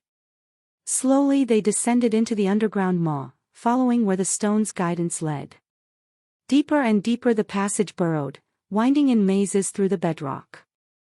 Theodore lost track of time as the torchlight illuminated ancient walls pocked with mineral deposits glittering like jewels. Eventually the tunnel began to widen, the walls smoothing into neatly cut stone. Ahead Theodore spotted the faintest glow, pale blue lights twinkling further down the path. His torch sputtered out as if snuffed by some unseen force, yet the lights ahead grew brighter, banishing the darkness. Theodore stepped around the final bend and gasped. Sprawling before him was an immense cavern, its vaulted ceilings disappearing into the gloom high above. But along winding streets and up towering spires, blue crystals glowed with an ethereal light to illuminate an entire underground city awaiting their arrival. Theodore's hand flew to the pendant, which pulsed warmly one final time before falling still. They stood on an outcropping observing. It was a while before life was seen. Either a dwarf or a very short man pushed a wagon full of strange metals through the earthen streets. "He don't look all that dangerous, but we still need to be smart." Stonefist didn't mention a language barrier, but then again he wasn't so good with words either, huh? The dragon puffed a ring of smoke in agreement. "Get in your harness, I think we're going to have to pass through this city." Once the dragon was in place, he threw his heavy cloak over his back, concealing the small drake. With his head held low and his hood pulled over his eyes, he passed silently through the strange businesses and homes. They seemed ancient, and as if they were erected or carved from the very earth itself. The sight was something to marvel at, something he would remember to do later if possible. But he was tired and didn't have a clue where he could safely rest. Theodore clutched his cloak tightly as he navigated the winding tunnels of the underground city. His hood was pulled low, hoping to pass among the inhabitants unnoticed. The walls were damp with moisture, lit only by glowworms in crevices and fungi that emitted an eerie blue light. The crystal sky glimmered above in waves of cerulean light. Figures moved through the shadows, none like himself but creatures of all kinds. Theodore spotted dwarves with their thick beards, slender elves with pointed ears, and stout gnomes leading packs of rodents. More ominous were the shambling zombies and ghouls who paid him no attention as they shuffled past. Their necromancer taking the lead, passing by others as if an everyday occurrence. Up ahead, a particularly rowdy tavern spilled raucous laughter and music out into the tunnel. As their door passed by, the door swung open and a hulking form emerged. Even in the dim light, he could see it was a troll, gray-green skin stretched taut over corded muscles, with milky eyes and jagged teeth. Two husks like icebergs stuck out of a snarled lip, its fist the size of small cars. The troll sucked in a loud breath through its flattened nose, then turned slowly to scan the area with its head cocked. Theodore quickened his pace, heart pounding, hoping to move out of range of its keen sense of smell. But it was too late. "Man flesh," the troll bellowed, pointing a thick finger at Theodore. All activity in the tunnel ceased as eyes swiveled in his direction. Theodore broke into a sprint. Behind him, heavy footfalls shook the ground as the troll gave chase. It threw heavy chunks of stone with frightening accuracy. Theodore dodged and weaved through the oncoming barrage. He spied a side tunnel and darted into it, hoping to lose his pursuers in the twisting maze. But the troll's nose was unerring, he could hear it gaining, accompanied by a posse of others drawn by the excitement of the hunt. Up ahead, two tunnels intersected. Theodore darted left without hesitation, prayers of luck on his lips. As he ran, the stone walls gave way to thick wooden supports holding up a natural cavern. Glowing veins of crystals lit the space in eerie turquoise. A cluster of mushroom-circled huts came into view. Theodore sprinted toward the elven settlement, hoping their guards would offer protection from the mob on his heels. But as he crashed through the space, he saw with horror that the village was deserted. Theodore spun to face his pursuer, knowing he could run no further. As the troll charged, he grabbed a fallen crystal shard and hurled it with all his might. It spun end over end and sank deep into the troll's eye socket. It howled in pain and crashed to the ground, thrashing and clutching at its face. The rest of the mob entered the clearing, circling Theodore warily now that troll had fallen. From behind him came a sharp twang, and an arrow sprouted from a ghoul's chest. Theodore and Pathanax stayed hidden behind a jumbled pile of boulders strewn across the cavern floor. The boulders, the size of small carriages, had fallen from the cavern's ceiling from the seismic roars of the raging troll. The air was thick with the stench of blood and the heat of battle, spiced with the metallic tang of fear. The baby dragon hissed, small plumes of smoke escaping its nostrils. It wanted to join the fray, but Theodore held it back. "No, little one, I think we're outmatched here, stay low." In front of them, carnage unfolded. Elves, graceful and lethal, were engaged in a tumultuous war with the troll that had been chasing Theodore, its eyes burning with a blind rage. It was a monstrous beast and had brought along a grotesque army of ghouls, some zombies, and a few rebellious dwarves. The troll, its hide pierced with swords and arrows, looking like a behemoth pincushion. One of its eyes, the one Theodore had thrown a crystal through, was a weeping wound, oozing a thick, viscous fluid that dripped down its face. Yet, despite its horrendous injuries, it never took its remaining eye off Theodore. It was a sight that would haunt Theodore's nightmares for years to come. The intent behind it is lethal and as venomous as a viper's kiss. Large, gnarled hands swiped at the elven warriors, its claws cleaved through armor and flesh with equal ease. Its blind rage fueled its relentless pursuit of Theodore, heedless of the elf swords that sliced into its flesh, the arrows that sunk deep into its hide. It was an embodiment of fury and hatred, a beast consumed by its obsession with Theodore. "Why?" is all the boy could think. The elves were relentless, their swords flashing silver in the faint light of the cavern.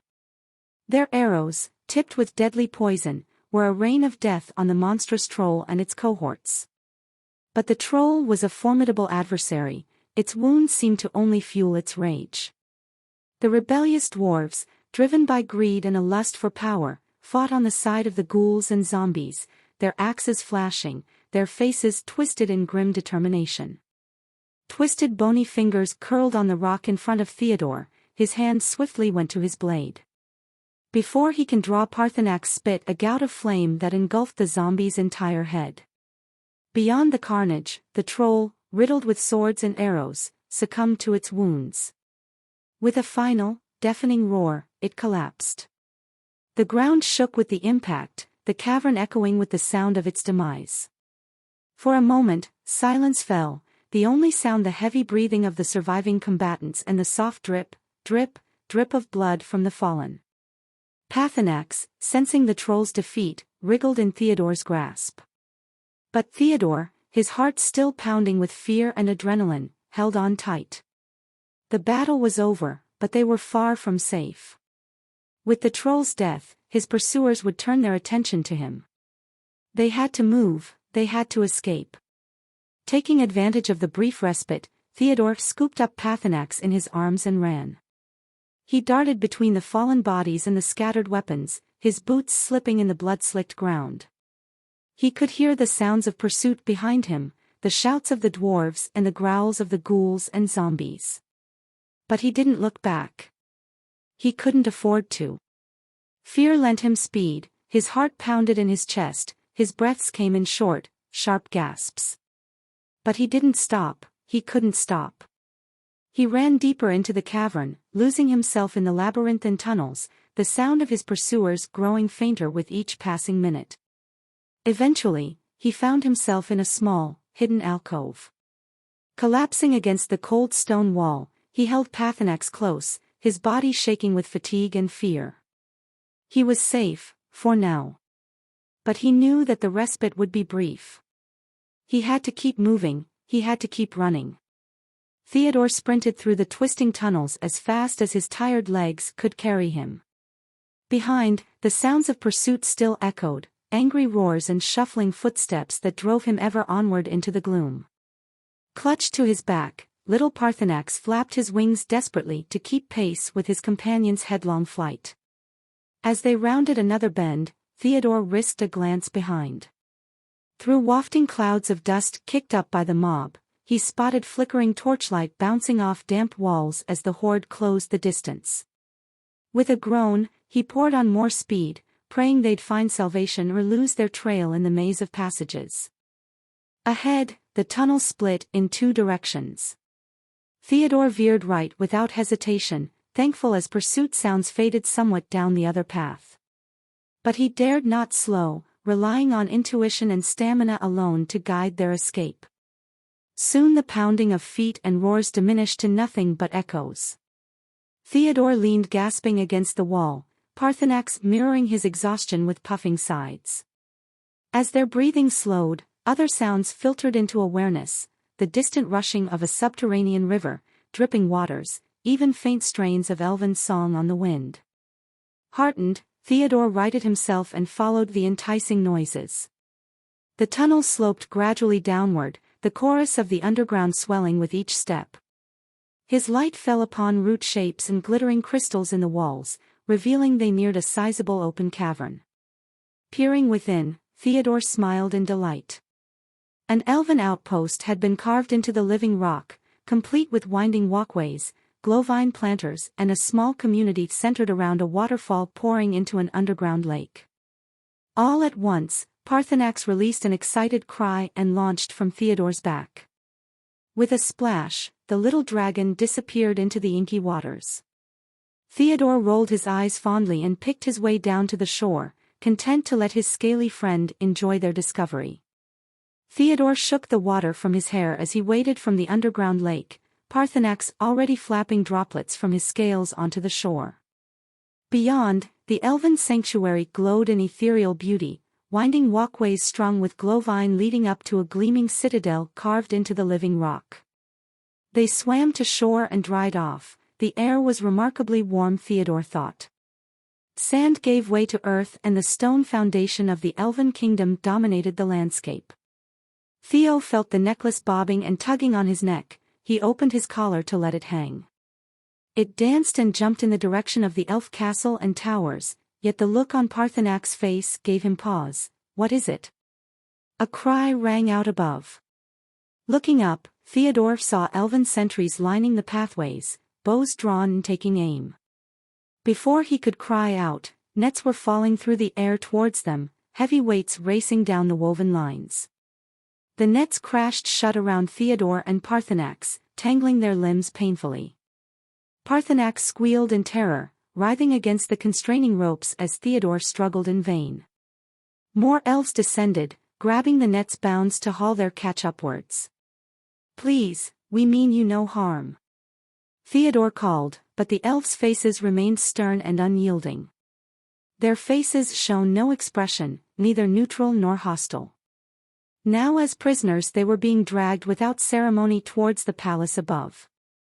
As they ascended, Theodore spotted gleaming spires and towers rising high within the cavern, elegant carvings and arches ringing with ethereal music on the wind. It seemed a paradise, yet now it loomed as their prison.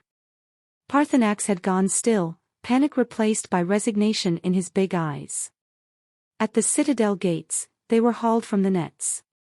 Immediately, golden shackles were locked onto Parthenax's jaws and legs, the dragon yipping in distress. Similar manacles bound Theodore's wrists and ankles, chains dragging as the guards pushed them onwards without a word. Through shining corridors they were marched past fountains and glowing crystal chandeliers, till they reached a throne room of polished marble. There, an elf queen raised her head regally from a seat of twisted branches and glowing petals. "Speak your names and purpose, surface dwellers," she commanded, waving a slender hand bedecked in silver rings. Her guards forced Theodore to his knees before the throne, Parthenax straining on his chains beside him. "Silence your beast or we will put it down," the queen shouted. Theodore went pale. "Calm down, little one." The dragon stopped thrashing. "I am Theodore, this is my companion. We've come not to intrude but simply to pass through your beautiful kingdom. I wanted safe passage to the nearest nexus point and a friend told me this way was best suited for me." She examined his pale face. "It matters not where you come from, where you plan on going.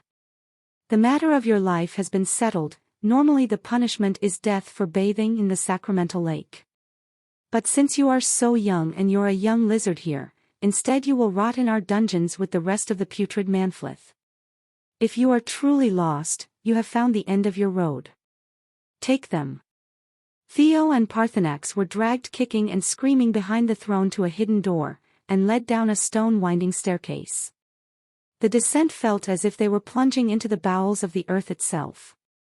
The walls were damp and a film of grime grew on its surface, contrast to the polished look of the rest of the kingdom. Theo got the impression this is where people are left and forgotten. Discarded and driven insane, surely this was his fate as well. Parthenax looked up, resisting every bit of the way down.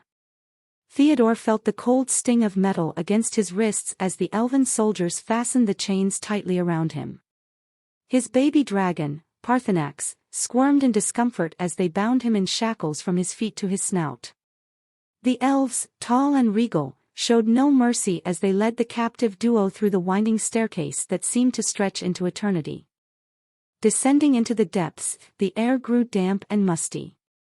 Theodore couldn't shake the feeling that each step took him farther from the world he knew.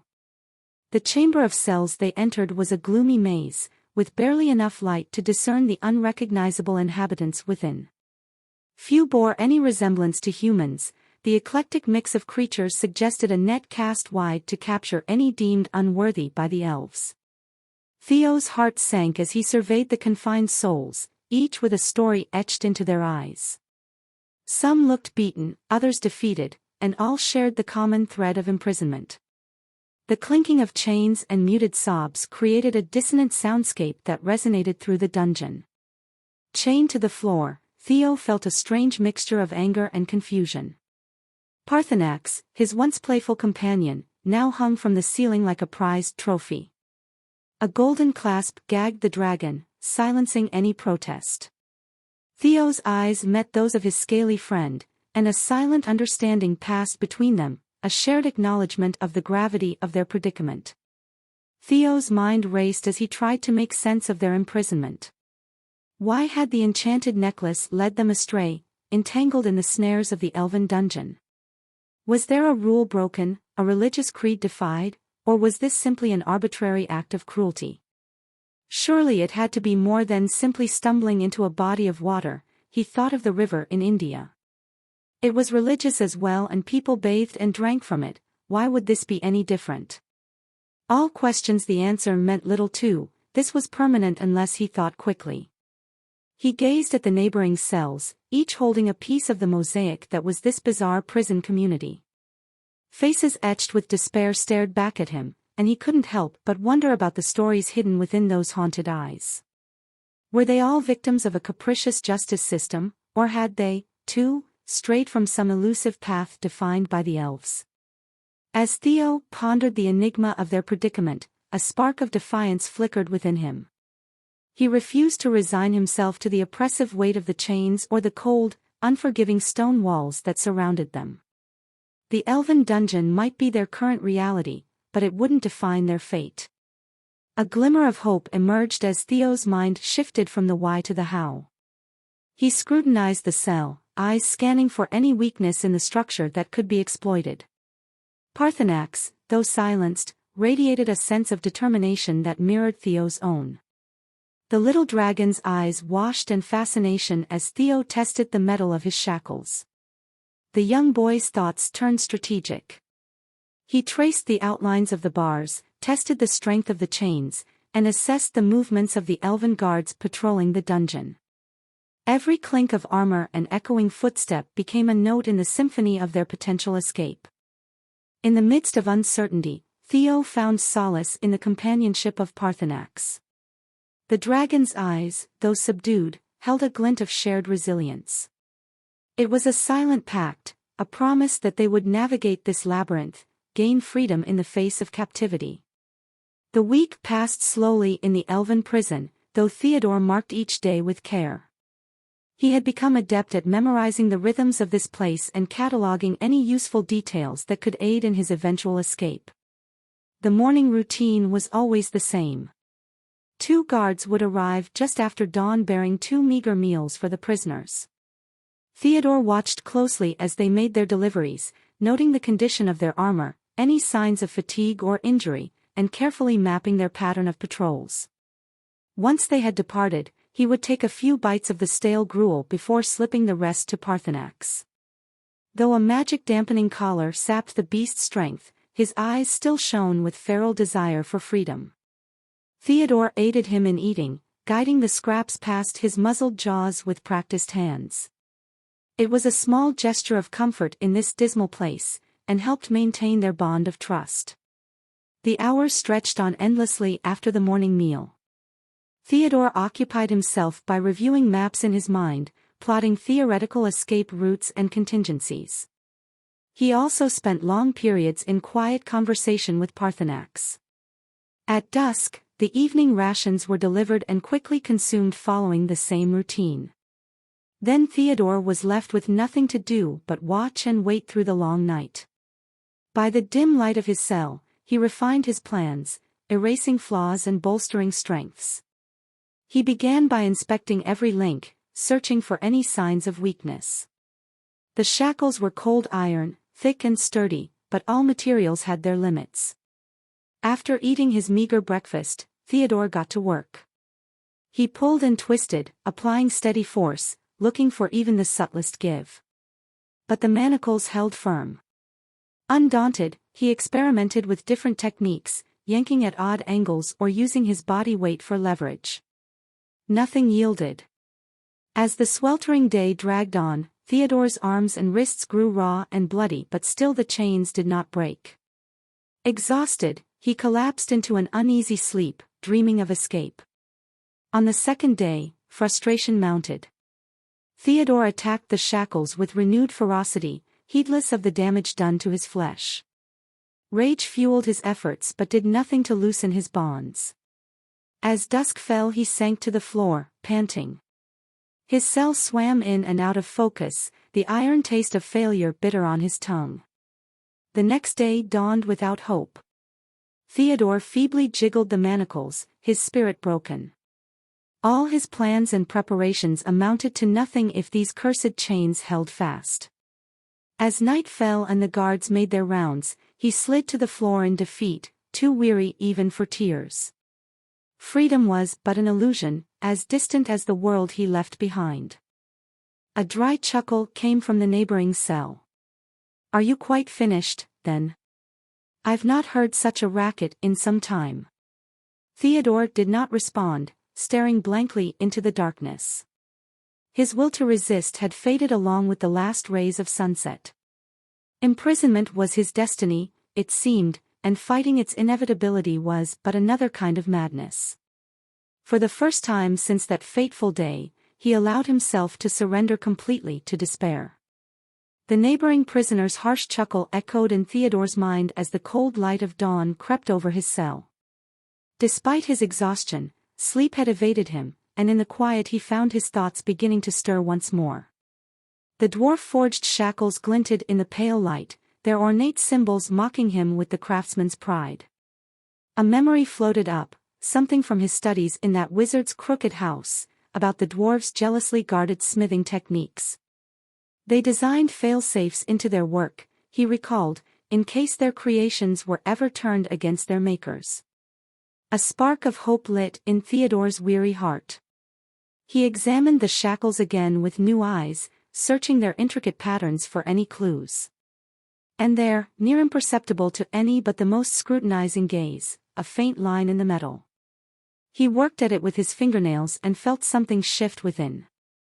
His neighbor in the next cell regarded him curiously as Theodore redoubled his efforts. "What are you about now, boy? Have you not had your fill of futility?" But Theodore did not reply, too absorbed in his task. With a click, the manacle sprung open. Renewed vigor filled him. Working quickly now, Theodore freed first Parthenax's muzzled jaws, then his own wrists. As the dragon stretched and yawned, Theodore felt the first stirrings of a real plan emerging. The guards wouldn't pass back through for hours, so Theo sat patiently. At last, as night fell, he turned to Parthenax.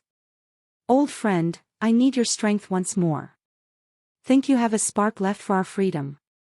Parthenax responded with a roar that defied his youthful size. It reverberated off the prison walls. Theodore swung into action, directing the dragon's fiery breath at the rusted cell bars. With an ominous groan, they melted away, leaving a gap just large enough for escape. Theodore and Parthenax emerged from the searing, molten gap of their former cell, the heat of the dragonfire that had liberated them still clinging to their surfaces. As they squeezed through the narrow opening, the echo of descending footsteps reached their ears. The elven guards were coming. Theo felt a pang of fear as he looked at the approaching threat. He was no warrior, no seasoned soldier, and had no skills in swordplay. His only weapon was the small baby dragon that clung to his shoulder, its lithe body trembling with an energy that suggested it was far from defenseless. As the guards descended, Parthenax sprang into action, a surge of raw power emanating from his tiny form. The dragon, who had been nothing but a docile companion since Theodore had found him, now showed a glimpse of his true potential, a force of fiery wrath and violence that left the boy awestruck. The guards drew their weapons, their elven faces twisted in a mix of surprise and determination. But they were not prepared for the creature they faced. With a fierce cry that echoed through the underground prison, Parthenax unleashed a torrent of flames, his fire breath cutting through the air like a meteor. The elves were consumed by fire, their screams echoing off the stone walls before falling silent. The smell of burnt flesh and singed armor filled the air, but Theodore didn't have time to dwell on it. They had to move, and move quickly. Rushing up the stairs, their hearts pounding in unison, they both were equally exhausted. As they ascended, they caught sight of the prison's other occupants. Creatures of all kinds, some resembling humans, others more monstrous, all held captive by the elves. Theodore's heart ached at the sight, but there was little he could do. Or so he thought. A stone pedestal caught his eye, a bronze lever jutting out from its surface. Beneath the lever, a key was inserted into a keyhole. He didn't stop to consider his actions, his instincts taking over. He twisted the key, pulled the lever, and the prison erupted into chaos as the cells swung open and the prisoners rushed for their freedom. With the prison descending into pandemonium behind them, Theodore and Parthenax continued their ascent. To Theodore's surprise, they emerged not into the heart of the elven kingdom, but into a secluded courtyard bathed in the ethereal glow of luminescent fungi sprouting from the nearby cavern walls. 2 guards stood patrol, their attention momentarily distracted by the sudden uproar from beneath them. It was all the opportunity Parthenax needed. With a roar that shook the courtyard, the baby dragon dispatched the guards, the glow from the fungi reflecting off his scales as he bathed them in a cascade of fire. The courtyard was silent in the aftermath. The only sound was Theodore's heavy breathing and the distant cries of the liberated prisoners. With one last look at the castle of the elves, he made his decision. "Run, Parthenax," he whispered, his voice rough with exhaustion and fear. "Run." And they did. They ran, Theo's footfalls echoing in the empty courtyard as they dashed away from the castle, and the dragon's wings carried him away from the prison. As they disappeared into the darkness, swallowed by the shadows of the caverns and the wild landscapes beyond. With the prison and the elven castle fading into the distance, the boy and his dragon vanished into the night, their journey just beginning. For now, they had their freedom, and for Theodore, that was enough. It wasn't until they were so far away from the elven kingdom they were completely lost. Theodore fell to one knee and placed his hand on his chest, trying to get his heart to calm back down to a normal rate. "Little one, you really lived up to the dragon name back there. We wouldn't have made it out without you, thank you." The dragon hung its head almost in shame. Theodore knew what this meant. "It's not your fault, you had to do that. If you didn't, we would have been stuck there forever. They left us with no choice."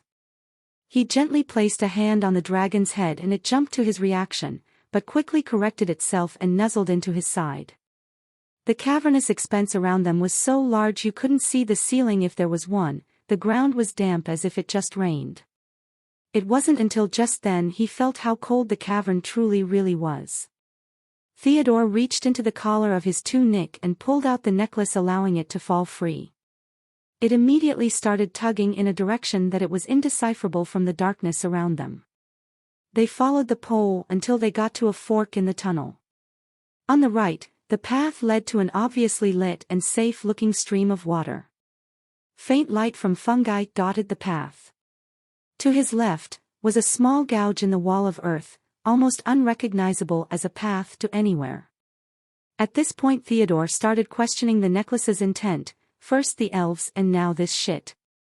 He exclaimed out loud. Parthenax shook his head, and with a deep inward breath they cautiously proceeded.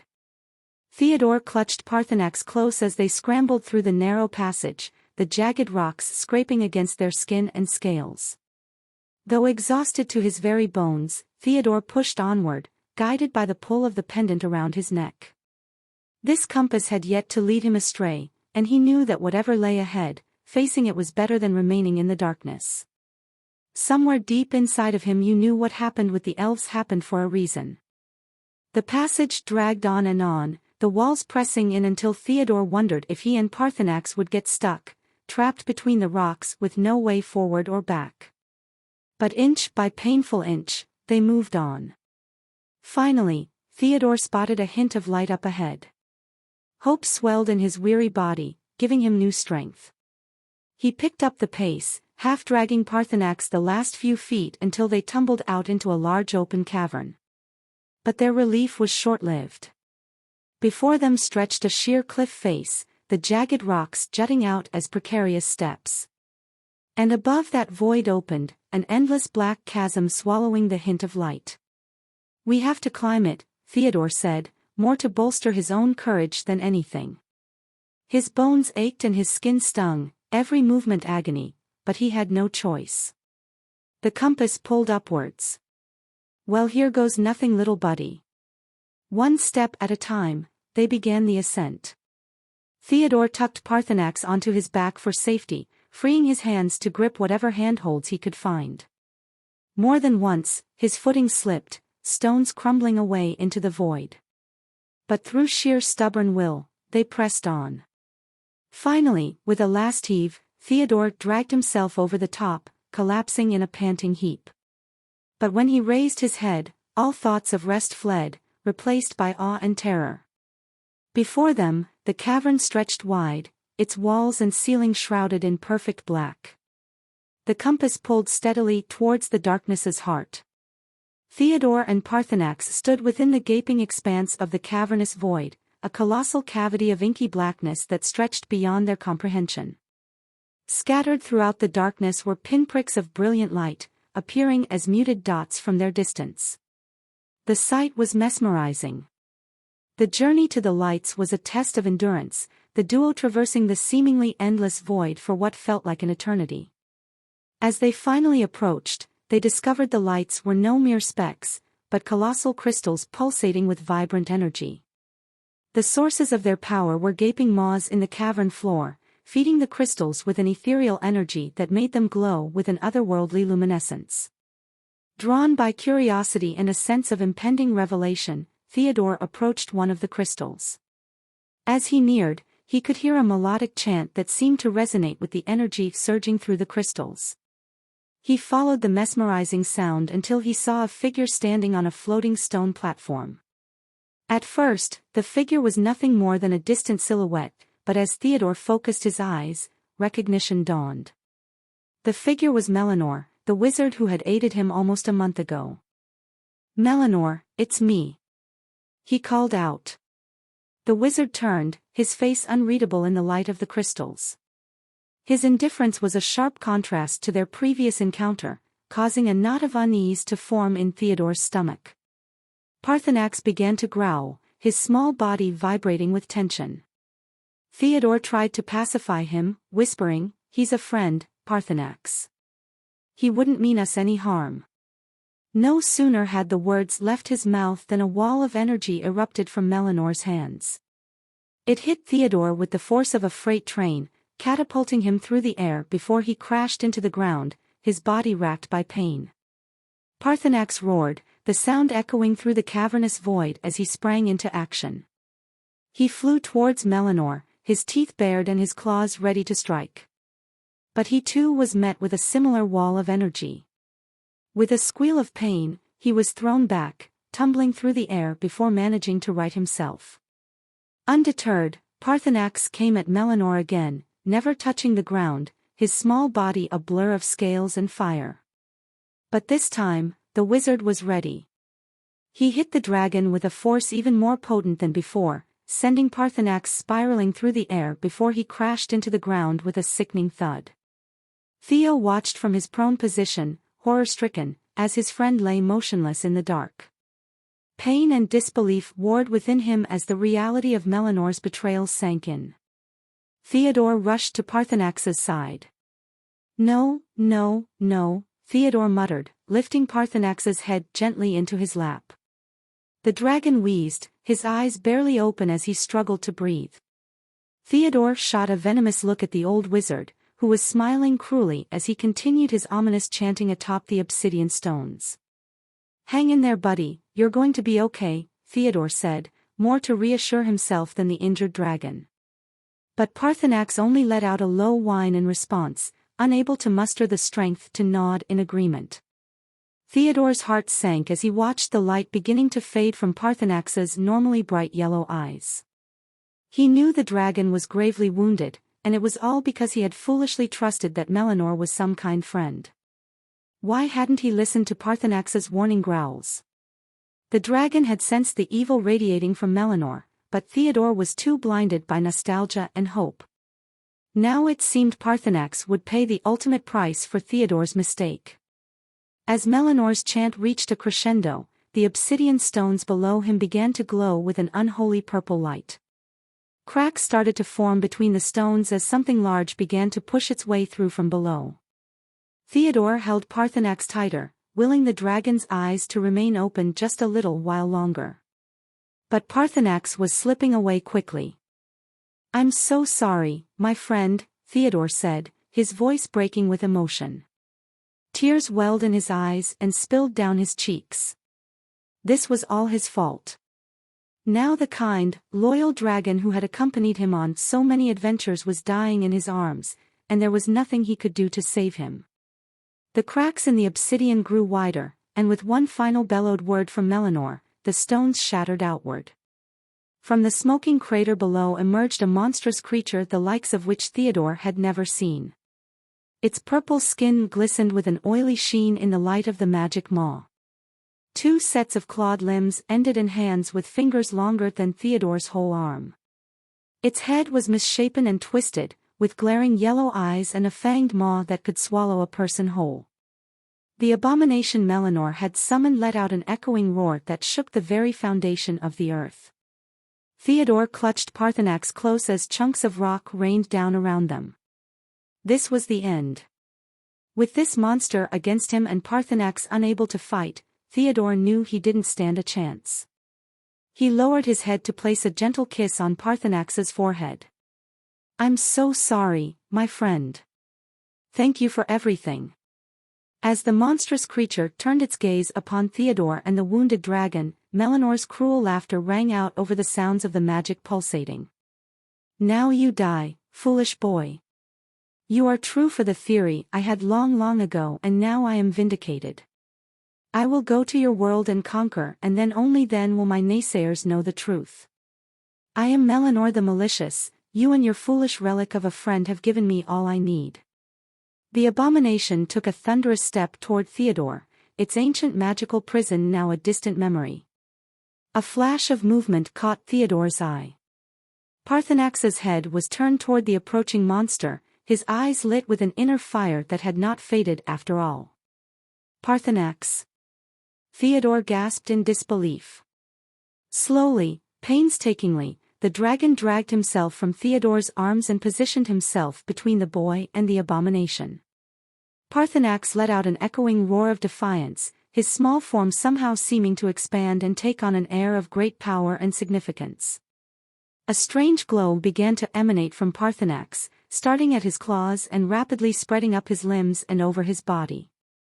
Theodore watched in awe as the dragon's small size began to change, bones creaking and stretching, scales expanding and filling out with new muscle and might. When the glow subsided, a fully grown dragon stood before Theodore, larger and more formidable than anything he had seen before. Parthenax turned his gleaming eyes to Theodore and spoke in a deep, resonating voice, "Thank you, my friend, for all you have done. Now stay here, I will deal with this foe." Without waiting for a response, Parthenax launched himself at the abomination with an earth-shattering roar. His claws and fangs, now sized to match the monster, tore into the creature's foul flesh. Theodore felt himself slipping into unconsciousness as he watched Parthenax launch himself at the towering abomination. The last thing he saw was the dragon unleashing a jet of roaring flames from his massive jaws. Then all went black. He wasn't sure how long he lay there in the dark, the echoes of the battle still raging somewhere beyond the veil of night surrounding him. Pain racked his body with every shallow breath. All seemed lost. Then, faintly at first, a familiar voice called out from the darkness. "Theodore," it cried. The voice grew louder, more desperate. "Theodore." Summoning what little strength remained, Theodore lifted his pounding head. "Hello," he croaked into the inky void. For a moment, there was only silence. Then, a light appeared in the distance, growing brighter as it approached. Two figures emerged, one carrying a flaming torch that cast dancing shadows across their gaunt faces. "Cletus." Theodore whispered in disbelief as the figures came into focus. It was the old man, his long gray hair and beard matted with dirt and ash. Behind him lumbered another familiar form, Stonefist, the gentle giant of a creature who had been by Theodore's side unseen since the start of his journey. At the sight of Theodore, alive if barely, Cletus let out a sob and collapsed to the ground beside him, pulling the boy into a deep embrace. My boy," the old man wept, "I feared we'd find you too late." Theodore hugged Cletus back fiercely, tears welling in his own eyes at the feeling of safety and comfort the man provided, a reminder of family in this strange and dangerous land. Looking up at Stonefist, he offered the big-footed creature a weak smile, which Stonefist returned with a gentle grin, showing off his massive yellowed teeth. "Stonefist miss lost boy," he said in his grumbly low voice. As Cletus helped Theodore into a sitting position, propping him up against the battered remnants of his pack, the sounds of battle grew louder once more. Looking to the sky, they saw flashes of orange light and felt tremors run through the earth as the dragon and abomination continued their epic duel. "Come, we must get you to safety," said Cletus, moving to hoist Theodore onto Stonefist's broad back. But Theodore resisted, turning back to the unfolding spectacle with concern. "No, we have to help Parthenax. He's fighting that thing alone to give us a chance to escape." Cletus followed Theodore's gaze with a grim expression. "That beast is more than any one dragon can handle, lad. Even Parthenax." We need to fall back while we still can.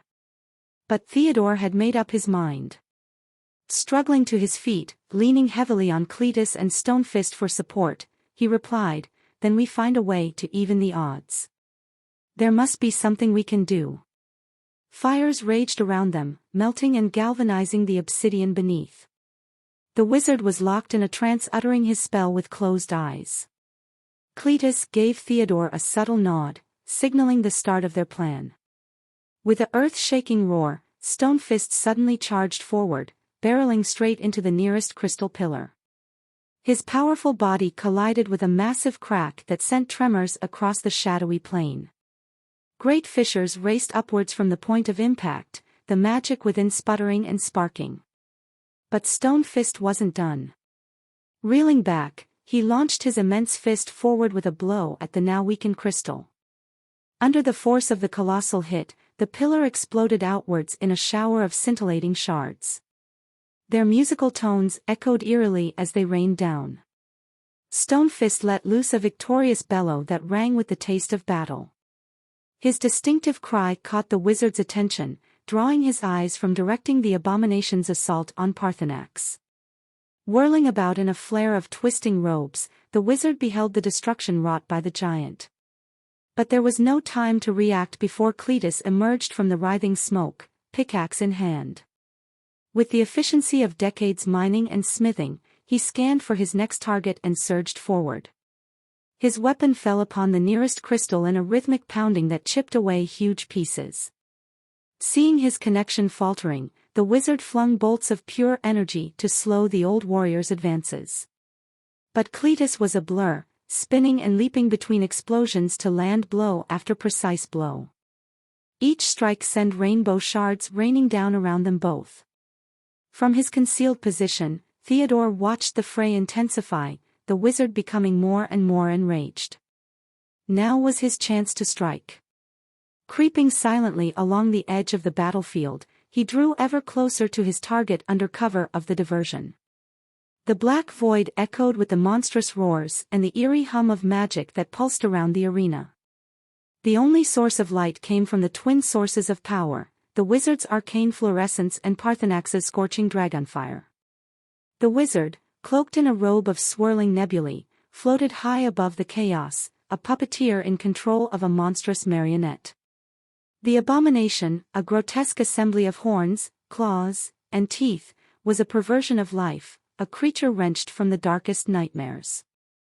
Each movement it made was not its own, but the dictate of the wizard's will, his hands weaving complex patterns in the air, strings of magic connecting him to his horrific creation. Below, hidden amongst the shifting shadows, Theodore, a mere boy in the face of such cosmic power, advanced. His heart galloped in his chest, his breaths came in short bursts, fear and determination warring within him. Clutching a crude blade, he moved through the rubble and debris, each step bringing him closer to the wizard. The clash of the titans echoed around him, the ground shaking as Parthenax engaged the abomination. Scales, a mesmerizing mosaic of iridescent hues, caught the flickering glow of his own inferno. Wings, vast as the night sky, beat the air, stirring up gales that whipped through the void. His eyes blazed with righteous fury. Parthenax lunged forward, a living missile. His serrated teeth, each the size Theodore, snapped at the abomination, but the creature, following the wizard's command, shifted with an unnatural agility. Its claws, sharp as obsidian shards, retaliated, slicing through the air towards the dragon. Theodore froze, the sight of the colossal beings battling stealing his breath. But he forced himself to move, to continue his slow, dangerous approach. Each step was calculated, each breath measured. He was a specter, a wraith moving through the shadows, unseen and unnoticed. So he hoped. The abomination's claws met their mark, slashing across Parthenax's flank. A roar of pain echoed through the void, a sound of such agony that Theodore's heart clenched. Yet, even as the dragon bellowed, his tail, barbed and lethal, swung around, colliding with the abomination and sending it skidding across the void floor. The wizard, high above, grimaced, his hands moving more frantically as he sought to regain control of his creation. In his focus, he remained oblivious to the creeping figure below, to the boy who was now a mere dozen strides from him. Theodore's hands shook as he tightened his grip around his weapon. His throat was dry, his body ached from the tension, but there was a flame within him, a flame of resolve that wouldn't be quenched. He was so close now. He could see the wizard's focus, could see the lines of strain on the aged face. He was so close. Parthenax, despite his wound, launched himself again at the abomination. His maw opened, and a torrent of dragonfire engulfed the creature. The abomination howled, a sound of pure torment, as it was consumed by the inferno. But even as it burned, the wizard's magic began to reform it, the abomination's form consolidating from the ashes. The boy took his final steps, the wizard within his reach. He raised his blade, his body trembling with the enormity of what he was about to do. Above him, Parthenax and the abomination collided once more, their titanic struggle shaking the very fabric of the void. The dragon, wounded but undeterred, fought with a ferocity that defied his injuries. The abomination, ever under the wizard's control, lashed out, its movements becoming increasingly wild, a reflection of the wizard's growing desperation. Launching itself upward at Parthenax, who dived into its mass, bringing them both down like an asteroid of blood and bone. The impact rocked the foundation of the obsidian they stood on. With a cry that echoed around the void, Theodore lunged, his blade aimed at the wizard's heart. Mellinor looked down, but he was too late to react. The tip found its mark and sunk deep into the wizard's black heart. With a loud snap, all the energy that permeated around the chamber shot in every direction. The abomination collapsed to a heap of smoldering flesh and protruding bones. Mellinor fell, Theodore fell with him, they both tumbled to the ground and Theo slipped into unconsciousness. Even with a blade stuck in his chest, the defiant will of the wizard was not finished. He rose to his feet on trembling knees. He began to approach Theodore, raising a shaking fist in the air. Everything fell into a dead silence as the sorcerers drew energy from the air itself. Before he could mutter a single blasphemy, Stone Fist brought down both of us massive hands in a clobbering blow. The impact was so immense it didn't just shatter the wizard's skull, it splintered the neck bone, causing his entire head to sink into the torso, expanding his chest cavity. The not-so-headless sorcerer fell to the ground. In the distance a rumbling growl came from the darkness. Everyone braced themselves for another horrible turn of events, but instead the dragon's yellow eyes blazed in the dark. Parthenax emerged, injured but still standing. Cletus stood with arms like wet noodles, his mining axe resting on remnants of the shattered crystal. Stone Fist stood up, walking over to the dragon and staring into its eyes.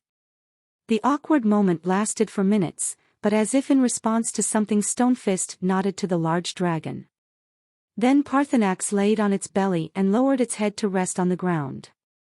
The large hairy giant picked Theo up like a sack of silks and carried him to the dragon's back. Stone Fist stopped for a second, confused, looking over at Cletus. "Is old merchant coming?" he asked. Cletus could only look stunned. "Are you asking me to ride a dragon?" Cletus asked incredulously. "No, silly dragon won't give ride." "Long way it is, agree we do, merchant won't make it." Cletus wanted to protest, but instead he walked up until he was eye to eye with Parthenax. "Are you sure about this? When you stayed with us I considered you a friend, not a pet." Parthenax blinked. Cletus got the meaning and boarded the fire-breathing escape plan. Stone Fist, on the other hand, was nowhere to be seen. A lot can change in 8 hours, for instance. People can spend their whole lives reading fairy tales, listening to lore and never experiencing it with their own eyes. That wasn't the case for the people of Valeria. One morning they woke up with nothing but their morning routines on their minds. Then, all at once their reality could change, like when they watched the humble shop owner fly back into town on Dragonback. The beast's landing, shaking pictures from the walls and breaking glass. Its winging eclipsed the morning sun and all present awaited death. Instead they heard Cletus addressing them all. He explained what Theodore had told him and where he came from. He told them that a boy from another universe found a piece of ours there, gesturing to the dragon, and found his way home. He let the last words sink in. A few hours later Theodore groaned as consciousness slowly returned. His body ached all over, feeling as if he'd fallen from the highest tower in the kingdom. Expecting to awaken amidst ruins in the dark realm, he was surprised to feel soft blankets enveloping him rather than rubble. Groggily cracking open reluctant eyelids, Theodore blinked up at a familiar sight, the rough wood ceiling beams of Cletus' roof above the shop. Relief and confusion washed over him in equal measure. Had it all been some twisted dream? No sooner had the thought crossed his mind than Cletus appeared at his bedside, worry lines etched deep around his eyes. "Lad! Thank the gods, you're awake at last," he exclaimed, grasping Theodore's bandaged hand gently. Memories came flooding back, the long journey, the battles against the abomination, Parthenax's transformation. It had all been real. But how had he come to be here now, safely home?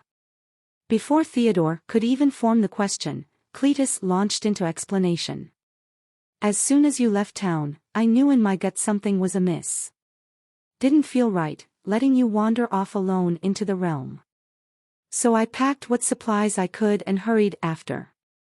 It was a week before Stonefist found me," said Lost Man looking for Lost Boy, "and I knew he meant you. Once we had your trail he helped me get to you." A smile twitched at Theodore's cracked lips at the mention of his gentle Gant. He had survived as well, it seemed. Cletus continued, "We followed the only path I knew led to the nexus point you aimed for. But a band of raiders had the same idea, looking to pillage travelers. Would have done us in two, if not for Stonefist." Imagining the whole ordeal made Theodore cringe and smile, but Cletus went on, "With his protection, we pressed on and glimpsed your final confrontation just in time. Saw that noble dragon give his all to save you." The moment Cletus mentioned the young dragon out back, Theodore felt an unquenchable need to see him for himself. Pushing through the pain with renewed vigor, he threw off his blankets and began unraveling the bindings holding his battered form together. "Lad, slow down, you're not fully healed," Cletus fussed, hurrying to Theodore's side as he swung shaky legs over the edge of the bed. But Theodore would not be deterred. "Please, I must see for myself that he's all right," he pleaded. With Cletus' supportive arm wrapped around his waist, they began the arduous limp down the narrow stairs. The supporting and familiar walls were welcoming to the touch. Theodore's injuries screamed with each step, his vision swimming, but the promise of reunion lent him strength. Finally reaching the bottom, he threw his weight against the back doors with a grunt and they burst open. Bright sunlight streamed into the workshop, momentarily blinding Theodore as his eyes adjusted. Then, through watery vision, he saw him. The young dragon had certainly grown, now nearly as long as the building itself, but unmistakably the same noble creature. Hearing the doors, the dragon spun with a snort of surprise. His gem-like eyes widened at the sight of Theodore's trembling form leaning heavily on Cletus. Without hesitation, the dragon bounded over on all fours and nuzzled his large scaly nose gently against Theodore's half-bandaged body. A sob of relief broke free then as Theodore fell on his dragon in a fierce hug, ignoring the lacerating pain through his battered body just to embrace his friend once more. Tears traced clean paths through the grime on his cheeks as he buried his face in the dragon's warm scales. "I'm so glad you're safe, old friend," Theodore muttered into the dragon's neck, his tears dampening his bandages around his chin. The dragon crooned softly in response, rubbing his snout comfortingly along Theodore's arm. For the first time since they found each other, a deep rumbling sound emerged from the dragon's throat. "Friend," he echoed, the word clumsy but unmistakable. Theodore sniffled and leaned back in amazement, meeting the dragon's intelligent gaze. You spoke." Cletus looked on the scene with damp eyes of his own. "Miracles do happen, it seems. Now come, let's get you off those feet before you collapse." Supporting Theodore between them once more, Cletus guided him to a shady spot under the shop's old oak. As Theodore rested in the dragon's protective embrace, watching the townsfolk go cheerfully about their work, he felt the beginnings of hope stir in his heart once more. He didn't find home, but he found a friend, he found a dragon. To be continued.